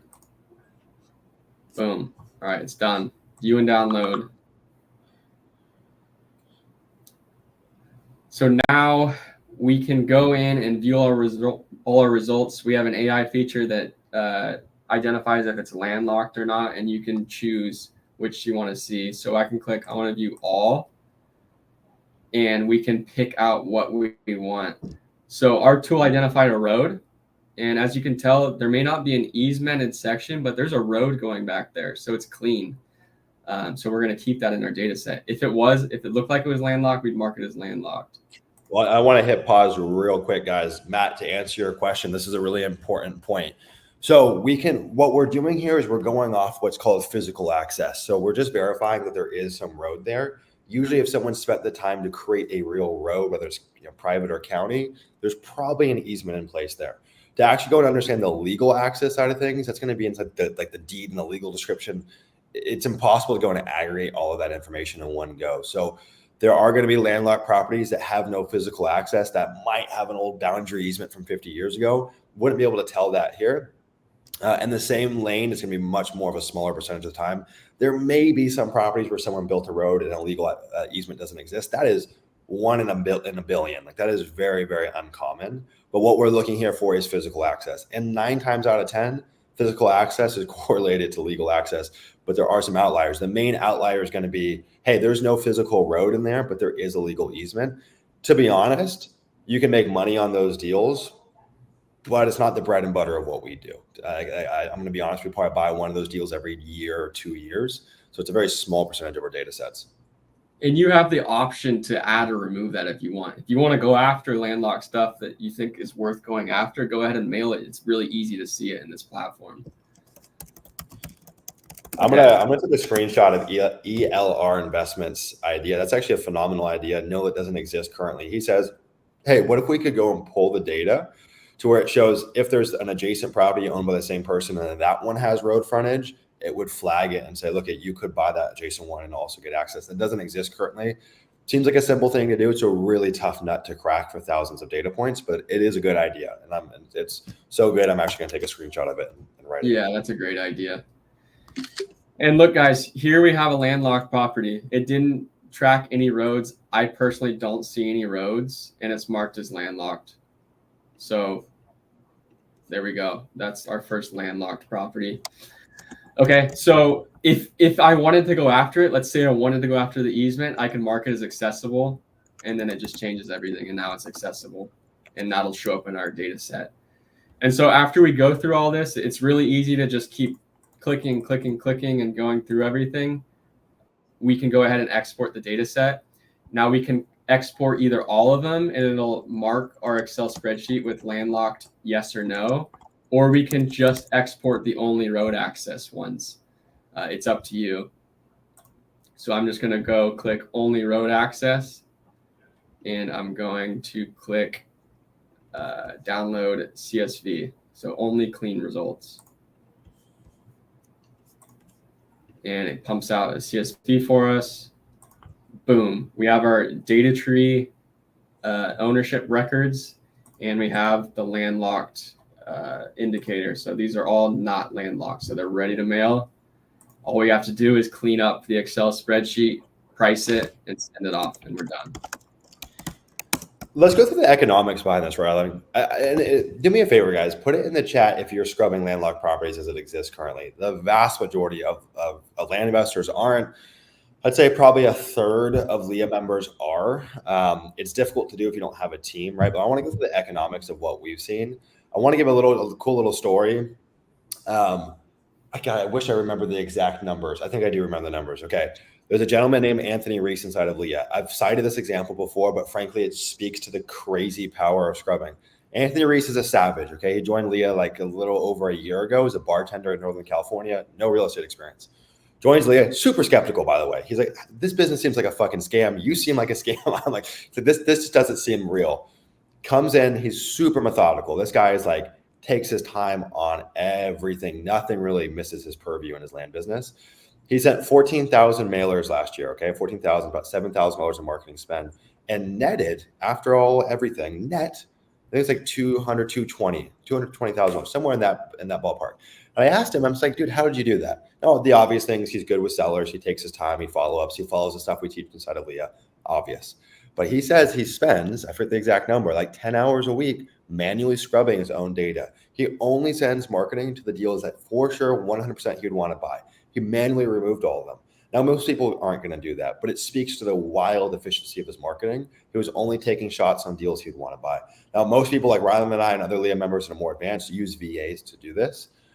I'll tell you the economics for most people, and then my situation is a little different because I had a guy that was like stupid, silly, cheap. Most people are going to pay per 1,000 records $25 to $60, I would say, depending on how you source your talent and how cheap they are. It'll take 3 to 4 hours per 1,000 records. Costs again like $25 to $60. You'll typically remove about 20 to 30% of the data by scrubbing it, and their accuracy is probably 70%. So they're going to have stuff that gets left in. They're going to remove stuff that you would want to market to. So it's by no means a perfect system. When you're pushing 100,000 data points like Rylan does every month, that expense becomes fucking insane. You're talking about spending $6,000 or more a month to have a team manually do this. And that's no one VA can do 100,000 data points. Now you need an army of people doing it. Let's go through the economics. Looks like Rylan's even got a little doobly-doo for you guys here. Yeah, so this is in the course that I just made, and this is a case study on 10,000 letters mailed without scrubbing your data. On average, 25% of your properties are landlocked in the US. So the upfront expense is $1,400 of your mail is lost because you're not going to buy that property. And then your response rate for landlocked leads goes up to 1% because somebody with a landlocked property is like very eager to sell it because it's worth nothing. So we see a 1% and even more sometimes response rate with landlocked leads. And we've done a cost analysis of all the other expenses. So let's say you had Pat Live, you'd spend around $90 for all the leads that come from that, a VA, $43.75, and then yourself, whatever price you want to put on it. I put $50 an hour for myself. My price is much higher than that, but it depends on how you want to value your time. An hour? That might be like fucking 1/50th of your time. Yeah, it's much higher, but I'm just making this for everyone here. For me, it's a huge loss, but this is what you're losing by not scrubbing your mail. Yep. Around $1,700. Yeah, and that's just in dollars and cents. I'm telling you guys, there is this hidden little killer in your business for your acquisition team or for you. That's like this lead fatigue, like this bad lead fatigue. If they're just getting thrown unqualified leads or unqualified properties and they're going through the slog, when a home run comes along, they're not ready for it. Like they really do fatigue by having poor opportunities put on their plate. And so it's just such a game changer, honestly. It's hard to even fathom what we would do without removing this. For everyone inside of Leah, in April, like I said, we have a whole slew of new modules being uploaded. One of the new sets of modules being uploaded is a breakdown on how to do this manually. So I'm not going to say anyone has to use Land Insights. We'll show you exactly how to do it manually. We'll show you how we do it inside of Land Insights. And we've got a whole slew of like 10 new modules being added as well. One of them being how we use this zip code strategy. We'll show you how to do it manually. We'll show you how to do it inside of Land Insights. I never want anyone inside of Leah to feel like they have to use Land Insights. Like that is the farthest thing from my goal. I always want to show you how to fish, and then you can take the easy route if you want. Okay, cool. One thing here too, guys, we give you guys the option to export the entire data set as well. You might say, Sumner, why would you want to export the entire data set? Well, there's actually a kind of adjacent sub strategy in land, like there's many sub strategies in land. I think it's a powerful strategy. That's the value add game of going and actually creating easements. It's tough, doesn't always work, but we've unlocked massive value by doing so. I'm not saying you have to do that, but we give you the data in case you do want to do that. And you could even speak to that in your marketing because all these properties are landlocked. So you could create custom marketing that speaks to, hey, I know your property is landlocked. I'm the guy that can help solve that for you, kind of thing. Ari says, are you no longer employing 2 brothers 24 hours a day, Rylan, to do your scrubbing? We've cut that to one part-time brother. So I have a VA who uploads their data to Land Insights, and they'll go through the entire thing and just remove anything that's not worth doing it. I did it in Land Vision before. I built a really good process around it, but you save more money because this is a more seamless process. So if you have Land Insights, this is much better than Data Tree or Land Vision, like 20 times better. So I'd recommend even just having the ability to pan through them that quickly. Like one of the questions here is, hey, can it scrub topography and wetlands? That is that's the next nut that we're cracking. We'll talk about kind of our future releases and goals. That is a nut that we're cracking right now. We still need to push more data through the system to even perfect the landlocked. So I'm not going to pretend that the landlocked is 100% accurate 100% of the time. It needs more data to get better. I will say it is 100% comparable to a VA. It's on par with a VA or maybe even a little bit better. You can still have a VA do this for you if you just want to delegate it entirely. That's totally fine. But topography and wetlands is the next thing. Topography is not top of the list. It's actually wetlands / flood zone and then odd shape. Topography would be kind of later on in the release. Now, the cool thing is because you have a 3D map here, guys, while you're going through this, you can still remove it. It's infinitely faster if you want to remove topo or weird shaped properties here than it is in Data Tree. It's not even comparable. In Data Tree, you have to go pull under 1,000 records, go on a map and manually go and uncheck them. There's no 3D map that you can use easily there. So it's a real thorn in our side to use Data Tree. Same thing with Land Vision. So pretty nifty. Honestly, you can just keep it stuck on the 3D view. Go ahead, Rod. You can keep it stuck on the 3D view. You can keep it stuck on the 3D view and just look at stuff that looks too steep. Our 3D mapping is like as good as it gets. It's pretty much Google Earth. So it's extremely accurate in regard to the scale of the actual size. So if you keep it on 3D view, you can remove anything that looks too steep. Yeah. Cool, guys. If there's not any more questions on land scrubbing, we're going to move over to skip tracing. Before we do, let's talk about when and why we use skip tracing. Ron, do you want to fill in the blanks on that? Yep. So in my business, we do a lot of cold outreach, so cold digital outreach. So in addition to mail, I have a team that does texting, cold calling, emailing, and used to do RVMs. And you need phone numbers for that. Now, what's important in getting phone numbers is choosing the right platform to get your phone numbers. So there's a lot of skip tracing platforms out there that exist that will get you phone numbers, but it might not be correct all the time. Summer, do you want to go over like how we found the need for skip tracing, especially in Land Insights?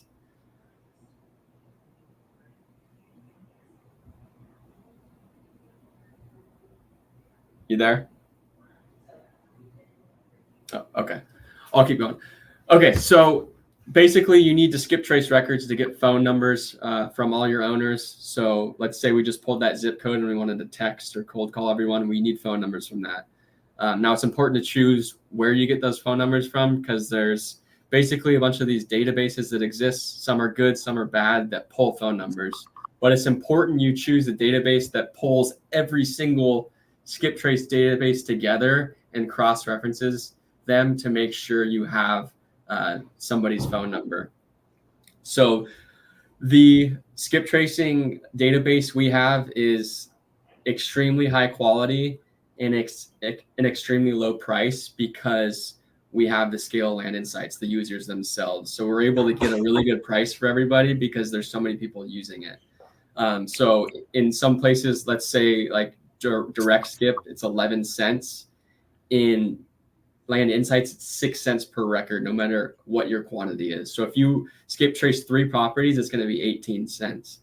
Yeah. So you can do small skip tracing quantities, or you could do large. It really applies to everybody. And what we're doing is we're skip tracing phone numbers and emails of the owners, their relatives, relative. It goes way back. So there's a lot of data that is useful and there's a lot that isn't, but we give you all of it. And in addition to that, we're skip tracing both personal names and businesses. Our personal names are going to be a much higher accuracy, but we have extreme accuracy with businesses as well. It's around 90% accuracy. So it's pretty crazy to be able to skip trace a business owner's phone number. So the use case for this is up to you. If you have a team that does texting, you can go ahead and skip trace basically that entire zip code if you wanted to. Or if you wanted to do some little strategies, let's say you bought a property in a certain area and you want to market that property to all the owners around it, you can pull in data tree all the ownership records of those owners that own land that touch your property. Go ahead and text them and say, hey, I own this property. Do you want to buy it? So you can do marketing to neighbors. You can also, if you want to pursue an easement, you can text the neighbors and say, hey, would you be willing to give an easement to me for this property? I'll pay you like $1,000. You could do something like that. So there's tons of ways you can go about it. And it's just very easy and user friendly because there's no minimum order quantity. It's just 6 cents flat. And it doesn't matter how many you send, it's going to be that price.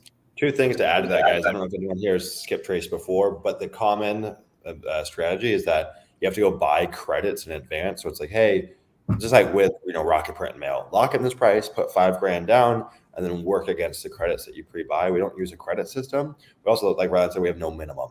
So a lot of those platforms, like doing one skip trace is kind of a no-no, but you can do it as little as you want. The price never changes.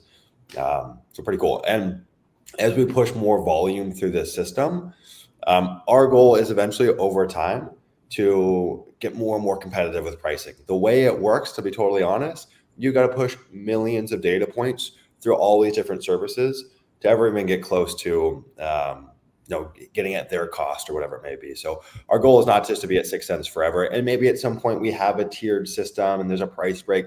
But for now, I think just keeping pricing really uniform and really clean is the goal. Pretty much for skip tracing, we pretty much sell it at cost. So it's not like it's a profit center for us. David, yes, it does scrub DNC. It also scrubs known litigators. That's 1 cent for both the DNC and the known litigator scrub. And we'll remove all duplicates for you for free if you want those to be removed. Parcel Finder says, what is the data provider? Well, it comes from multiple data providers. Ryan, I know you were the one that set this up with fill in the blank. Do you want to? I know they pull from like whatever, a handful of different providers. It's kind of an amalgamation. We're partnered with one of the biggest skip tracers probably in the game. So you guys might recognize the name. We essentially have a wholesale license and pretty much just sell it at cost to our users. But where do they pull from? There's multiple databases. So it's expensive to pull from all these databases if you're at a low scale, but because they have a serious high scale, they can get it at a cheap price. So since they're the biggest game, like they have the highest quality data at a low price. So they kind of transferred that over to us and we were able to wholesale it at close to cost. But like this is high quality, checking multiple databases. Like this is like probably the best you can find. I'm not going to say the best because you never know, but this is the best we could possibly find. Yeah. And if you guys want to, you can go and like it's 6 cents, go run one skip trace here and go compare it to a different skip trace provider. You'll see that we typically pull more relatives, more additional phone numbers, more additional emails than almost any other platform, at least that I've used. But you guys can go and test it and kind of prove it out for yourself. The other thing, again, like just a lot of the other skip tracing platforms, their pricing model just blows. It sucks. It's really hard to interface with, especially if you're a small time new land investor. I don't want to go tie up $1,000 for those kind of holding deposit or down payment to lock in that rate. I just think it's silly. Brack Dow says, make it so that when you scrub out the landlocked properties, you have the option to export landlocked data along with an upsell that has the skip trace data for the surrounding properties. Yeah, it's an interesting idea. I mean, so back to the, you can already do that currently. We don't have it as an upsell. It's an interesting idea, but when you're doing the land scrubbing, you can say, hey, export the landlocked property. So we can give you that landlocked data set. It'll be the whole data. You'll see true, false. So you can go and take the trues that are landlocked, just go and upload it here and skip trace it here. One thing that we will have is that over time, we are going to have price breaks for bundling. So we'll have price breaks if you go and scrub and skip at the same time. We'll have price breaks if you go and do, wetlands, topography, landlocked all at once. There is going to be a price break there. It doesn't exist yet, but that is something that we're working on. So if you already know, hey, look, I'm going to push my volume through here. I'm going to do landlocked. I'm going to do wetlands. I'm going to do flood zone. I'm going to do topography, whatever. And I'm going to skip trace. There should be an incentive to kind of push it all at once. It's not here yet, but it is coming. Andrew says, so for skip tracing and scrubbing, you just need a CSV with data. Does a CSV have to have a certain column headings to work? Yeah, let's go and walk them through a skip trace. Andrew, you'll see exactly how it works. Super duper easy. We make it so it's almost impossible to screw up the process because I've screwed up the process in other platforms. I've done like 10,000 record skip traces only to find out that we weren't formatted correctly. It's a real pain in our side. So what you're going to do is you're going to match the description to the column. Okay, so you'll see if you guys look here, there's actually one mistake that it registered. It was putting the first name as first name and middle name. We just changed that to owner one first name. So you just want to match the description with actual columns in the spreadsheet. Yep. So then everything's matched up now. We have mailing street address, which is the same as mailing address, mailing city, state, zip. And keep in mind, this works for data tree and land vision data and anything else as long as you have these columns.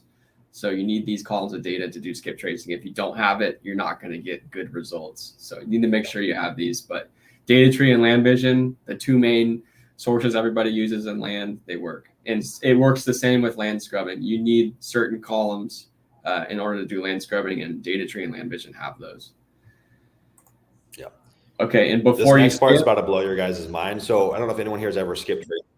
Hold on, Ryan. One thing I want to add on. I don't know if anyone else has ever run skip traces, but most platforms, let's say you go push 1,000 records from it, like you got to go make a sandwich, you got to go take a walk. It's so slow, and they don't give you real-time updates of the progress on the skip tracing. So watch what happens next. I'm not going to scrub DNC because I'm not going to mail this probably. So keep the cost low.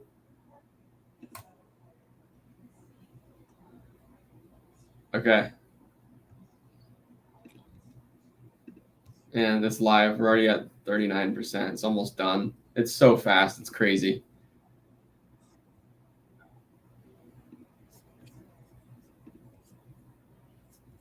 Yeah, it flies. And you get that real-time update so you know exactly how long it's going to take and where the progress is at. So 55 hits and 1 miss. So 98% accurate. Download the results. You're ready to go. So it just adds all of our skip trace records at the end.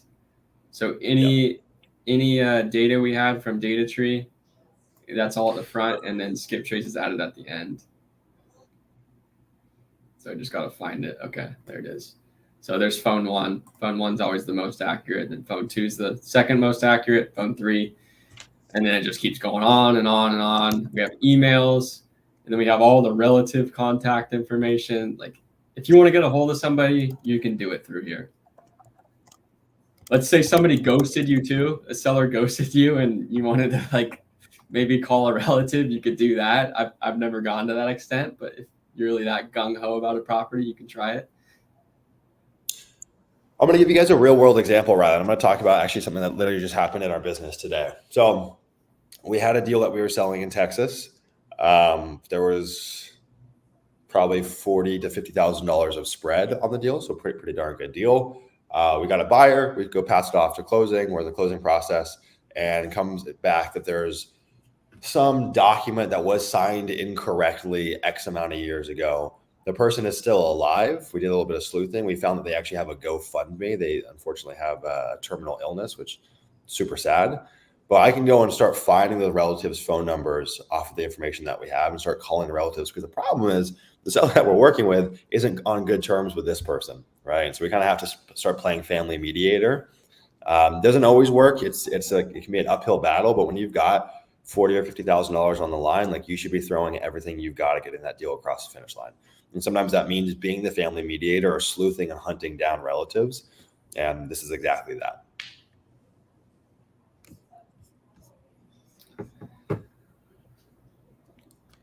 Boom. Ryan, anything else to add?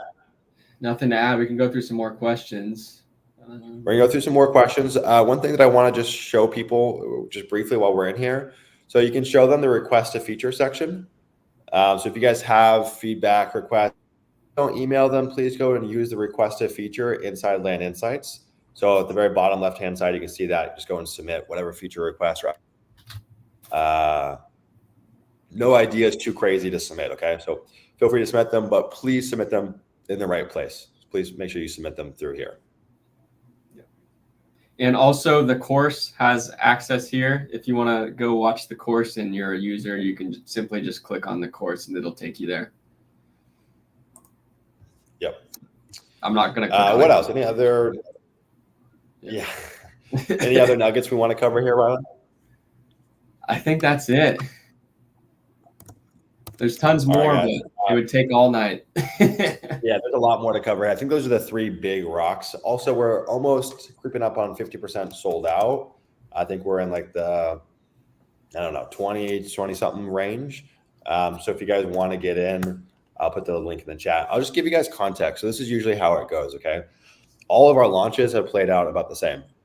So usually the first day we sell out about 30 to 40% of our seats. Usually by the end of the first week, we sell out about 60% of our seats. And then like the remaining 2 weeks, it kind of trickles in to get 100%. That's how every launch has gone. I imagine this one isn't going to be much different. So just FYI, I think these seats will probably be around for a week or so, maybe give or take. But if you're even thinking about it, there's really no reason to wait.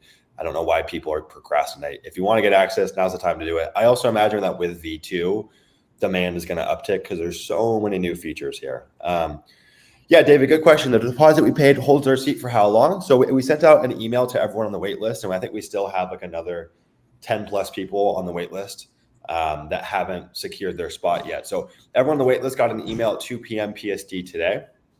That email essentially just said, hey, here's an early access checkout link. And that early access exists until 2 p.m. tomorrow, so the 28th. If it was not secured within 24 hours, we'll refund you the money. We're not going to hold on to the holding deposit, but your seat will be made public.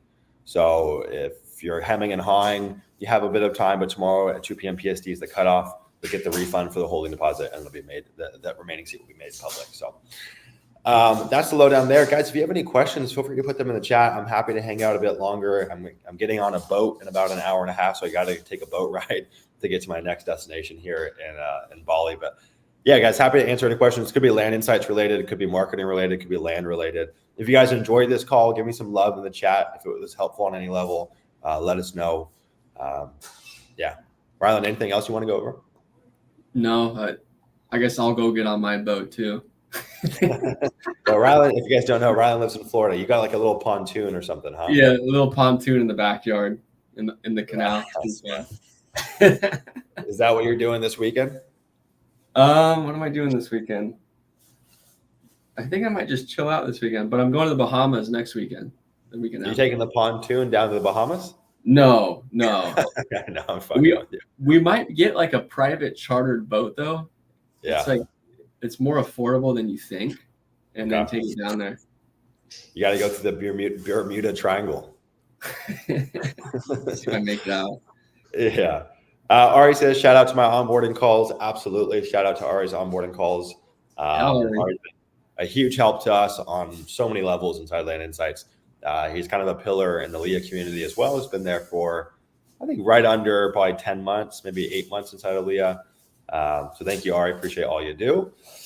And yeah, guys, I'm happy to hang out a bit more and answer any questions. If there's anything I can help with, just let me know.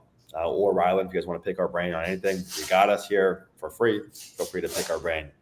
I'm happy to answer any more questions. Otherwise, if there's no more questions, we can call it here and call it a day. Actually, Rylan, one thing I do want to talk about, we kind of hinted at it a little bit in the beginning of this call. I don't think we did a great job covering all of it. We don't need to talk about just individual features, but let's kind of talk about the direction that this tool is going. like I said in the beginning, to get our foot in the door, we had to solve market selection. We found that for Leah members, market selection was the hardest part of their business. It's the part they dreaded the least, or dreaded the most, took the most time. There was the most variability in terms of positive effects with either how good or how bad they were selecting markets. So we found that to be really important. So we solved that problem first, got our foot in the door. But honestly, someone said this in the chat, and they said, we're going to look back a few years from now and tell people that before Land Insights, back in my day, we used to have to do it X, Y, and Z. Back in my day, I had to have 10 VAs to go scrub all these different websites to get accurate information. We are really trying to bring the land business out of the Stone Ages. There's no innovation in this industry. No one gives a hoot about this little sub corner. We're kind of like the forgotten real estate investors. There's no innovation. There's like no money that flows into building tools here. A lot of the services are just hacked together VAs overseas that do a thing for you. And I think there's a real opportunity to bring innovation to this. And I think we've got the right group to do it. I think not only are we in the land business, we also have access to literally hundreds of people inside of Leah. We know the pains and the problems they suffer with. And at the end of the day, I think I'm more of a builder than a land investor. Like, that's where my heart lies, is building things. I love the game of creating something from nothing. In fact, it's been the story of my life. Is like, can I take an idea and bring it to the 3D physical world? And so I think we're uniquely suited to solve this. But anyone who has been land investing for any decent amount of time, could be 6 months or a year plus, you'll understand that there are so many pieces of this business that you're just like, God, why can't someone make this easier? God, this is such a pain in the ass. And so we're looking to solve that from cradle to grave. Okay, so from everything from due diligence to more pricing intel to really, really special scrubbing features that go and find crazy things with finding the right kind of property with motivation filters and subdivide opportunities and entitlement. Like, there's so many bells and whistles that we're working on, and I'm just really excited to share it. Peter, we'll get to your questions. JD says, so we can import data from LandVision to Land Insights to scrub landlocked properties. Yep, all data platforms. Could be DataTree, could be LandVision, could be, I don't even know the other ones, could be PropStream, like wherever. There's no, hey, it doesn't only works with this platform. Like Rylan showed, when you upload a CSV for skip tracing or scrubbing, what you're going to be prompted to do is match up the fields in your spreadsheet to the fields in Land Insights. So it'll say, hey, we need the first name of the owner here, and you can have a drop-down menu. If it shows anything else for some reason that matched incorrectly, you just go and select what's correct. The reason that we do that is every platform, as you guys know, exports data in a different fashion. Sometimes the way they name things or what they show is different, but we can handle any data set from any database can be uploaded there. JD says, are there any AI features within Excel or Google Sheets that can clean up a spreadsheet with only the headers that you want to keep? Oh, I'm the wrong guy to ask, man. I don't know. Kyle, our other co-founder, would probably be the guy to ask. Nothing that I know of. Rylan, do you know of anything? I built an Excel macro.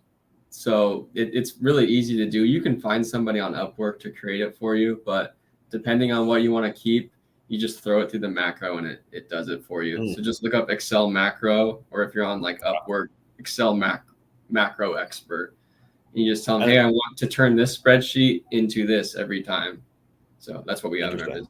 Yeah. You can also too, like through DataTree, set your like the requirements for an export. So you can set up what you actually want to be included and in what order it's included. It won't change the naming for you. But that's an easy hack. If you guys are exporting in DataTree and you don't have a custom kind of field for the exporting where you just get what you want, that's a big deal. Because what happens is when you export from DataTree, the columns are all jumbled up and you have to go and individually pick out what column you want to add it to a fresh spreadsheet. Exporting correctly, we just go highlight the columns that are kind of in the first few rows and then go and export that into. We always put our data into a new spreadsheet. So we always have like a raw and a final data set. That's just how we do it. Okay, Peter, I'm going to get to your questions here. I got to find them in the chat. Thank you for everyone who was engaging and asking questions. I don't know if I fully understand this question. Peter says, might have missed it, but does it deduct by name or maybe deduct is what he meant, mail address or both? And can we dedupe after scrubbing for landlocked so we're not removing an owner with multiple props? Okay, so we pull by mailing address, correct? Yes. So we look at mailing address only, not the name, because the name could be different. So we remove the duplicates by mail address, and you have the option. You don't have to remove it. We do it for free, but you don't have to do it. You just click no if you don't want to duplicate it. So what you can do is you can scrub it and then deduplicate it after. So that's to answer your second part of the question. Gotcha. I think I completely butchered dedupe. I read it as something deduct or something, misspelled. Okay, so and then can you dedupe after scrubbing for landlocked? Yes, I would. I mean, however you want to slice and dice, but I typically remove. So honestly, I like the deduping in here is a valuable thing to do depending on how you're exporting. I typically, like if you're using data tree, I just remove duplicates through there. So we kind of like have it at the top of our mailing export funnel to remove that. If you're using some other database where you can't do that inside there, then you can do it after the fact in here, either before or after you skip your scrub for landlocked, however you want.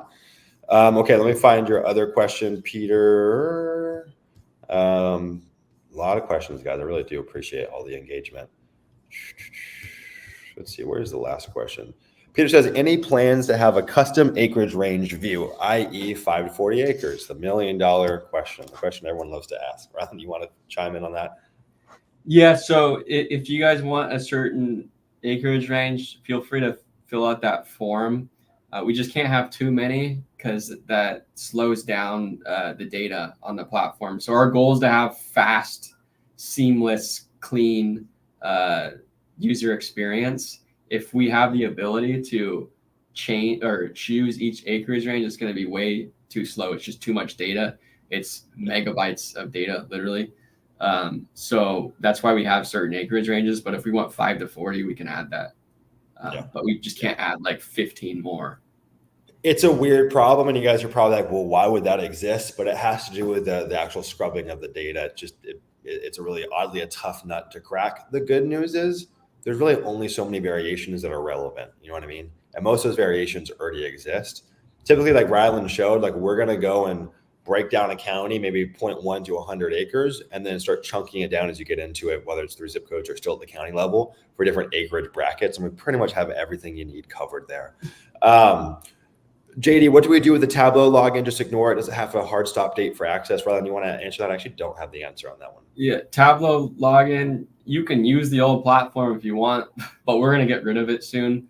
Now, in terms of your password, none of that transfers over to Land Insights. If you're an existing user, you simply use the Moonclerk email that you submitted. So when you initially paid to subscribe, you need to find that email and you register with that email. And since you're already on a payment plan, you won't get charged up front. You're just, you log into the platform. So don't sign in, you register on V2 with the email that was on Moonclerk. Yeah. So if you guys haven't signed up to the app landinsights.co/register, that's where you can go do the registration and create your account. I just looked out my window and there's 2 monkeys sitting on my balcony staring at me right now. It's pretty alarming. JD says, how soon before we can scrub wetlands? You know, it's a funny dance that we do. I think I'm kind of the guy that annoys our development team, or Kyle in particular, for suggesting a million things and wanting to move really fast. I think we kind of have this yin and yang where he's the one that actually has context on how difficult the stuff is, and also wanting to perfect every release before we add new releases. Jay, the things we could add the wetlands and the weird shape and all that stuff right now today. But what happens when you use it for the first time and the hit rate is not perfect, or it's not even close to where we'd want to be? You might not ever want to use it again. So the really important thing for us is like we don't want to ship features that aren't like close to perfect. Now, asterisks, land scrubbing is not perfect. I'd say it's 100% comparable or better than a VA, but it's not where we want it to be. And so for us, it's pushing as much data through there, getting as much user feedback, and then perfecting that before we take the next step to add in any other scrubbing or really any other feature. I think it builds up a lot of goodwill to make sure you're shipping things that are in a good spot, opposed to we could throw a bunch of Hail Marys at you guys, but you use it a few times, and if it's not up to snuff, you're not going to enjoy that. You might not want to ever use it again. So it's really important that we're cautious with what we ship. With that being said, Kyle, I'm sorry, I apologize in advance. I would say our next big launch will most likely coincide with the additional scrubbing features. Next big launch, plus or minus, I'm not going to give an exact date, probably about 3 to 4 months, just FYI. Now, in that time, JD, we are shipping new features, smaller improvements that are going to be shipped in like a close to perfect state. That's such a big undertaking. It's a big rock to get it right, that we're going to take our time with it and make sure that land scrubbing is in perfect condition. Now, guys, one of the cool things right now because land scrubbing's in beta mode. It's 2 cents to scrub. That's unbelievable. That's not going to be the long-term price. It's honestly almost more expensive like what we're providing it at is a number that's just unbelievably low. The reason being is we want to incentivize usage and get as much data pushed through it. It's also not something that we're ready to say is 100% perfect 100% of the time. That's why we still have the ability to use your discretion and like select, hey, this was right and this wasn't right. It will go up to 6 cents. So that is going to be the long-term price for scrubbing. Like I said before, there are going to be discounts for bundling the tools at once. So if you said, hey, I'm going to scrub wetlands, flood zones, landlocked, weird shape all at once, we're going to provide a discount by doing that at once, and potentially eventually with the skip tracing as well, if you kind of bundle this all together. Peter says, mainly just don't want to see the 0.2 to 3 acre is a 5 acre or 5 acre up to 100 acre would be great for rural rec. We have 5 to 100. What is that? We have 5 to 100 in Land Insights. Yeah. And Ryan, that's the search that you use most often, right? It depends. I like to use like 0.2 to 100, but yeah. So I pretty much always start with 0.2 to 100. That's kind of like the top of my view, and then I start whittling it down as I start finding markets I like. JD says, curious, are you getting better results with postcards versus letters? Letters, it's not even a comparison. I have never been able to crack the postcard code. I took a swing at it in January and sent 25,000 postcards and got 0 deals. we got leads, so we might convert something from it. But for us, nothing has been stronger for a dollar to dollar, like what we put in and what we get on the back end in terms of direct mail as blind offers. And that's why it's the sole strategy that we teach inside of Leah. We do range offers as well, but we just find blind offers just reign supreme. Ryan, is the same for you? Yeah, well, postcard is a neutral offer. You get a lot of tire kickers. With mail, I like to be very efficient because it's expensive once you start getting on the phones with those people. So I want to put an offer on my mail, and I want it to be a contract attached to it. So you simply just get an email or a letter back with a signed offer, and you don't really have to do much after that. Yeah. But when you're getting calls all the time, it's tough. Especially if you're a one-man band or you have a small team. That's why we talk about blind offers so much inside of Leah. We say, like, look at the pricing in your offers not to be perfect. It's a way to pre-qualify the lead. So you're only talking to people that are like, you're speaking the same language and it's actually relevant for you. And even as you scale a team, though, that's still an issue. It's always an issue of, can I handle this much lead flow? Also, the problem with neutral letters, or it could be postcards or letters, it takes a high level of skill on your team's part or on your part to actually pre-qualify and separate the wheat from the chaff, like the good from the bad. It's really, really difficult. We had a guy that joined Leah well over a year ago, and before joining, he was in another program. They had him send out 40,000 neutral letters, and on his own, he got 0 deals from it because he just wasn't ready to handle that much volume. He's a one-man band, but he doesn't know how to speak to sellers and negotiate and underwrite deals. It was just too much for him, so he just was drowning. We were able to turn that around, and he did get deals from it once he joined Leah, kind of going through the existing pipeline. I don't recommend it to anyone. I think in theory, if you have 100 VAs or 100 acquisition managers and you can handle infinite volume and they're really skilled, sure, maybe. But I still like blind offers more. Blind offers too, like for a seller, one of the things that we add is convenience for them. It's just so straightforward and to the point. And these sellers typically want to hit the easy button if they're motivated. And seeing that contract and seeing the price, and it's just so frictionless, I think sellers prefer it. And we get even to this day, we get compliments on our blind offer, like, just, thank you for making it straightforward for us. Whew. All right, guys, almost 2 hours on here. If there's any more questions, we'll go through them. Otherwise, we can call it at the 2-hour mark. Super fun. Thank you guys for hanging out with us. Like I mentioned, if you guys have signed up, you will have an onboarding call with our team. You'll have a call with Ari. And then we've got our monthly call coming up at the beginning of April. So the first Tuesday of every month. So if you're inside there, come hang out with that. You guys will get all the calendar invites and all that jazz. And really, those calls go way, way, way beyond Land Insights. Those are really marketing calls. We just talk about how to get better at marketing in this business. And I think they're super valuable. And yeah, guys, that's it. All right. Thank you so much, everyone. Hope you have a great day. Ryan, anything you want to add? Nope. All right. Appreciate you. If you guys liked having Rylan on here, go put it in the chat. Maybe we can twist his arm and get him back on here at a future date. Okay. I think it was fun doing this. And we'll see you guys inside Discord. Much love, everyone. Thank you guys so much for the support. Seriously, it means the world. Appreciate each and every one of you. And we'll see you guys in the next video. right, guys. Thank you. Ray.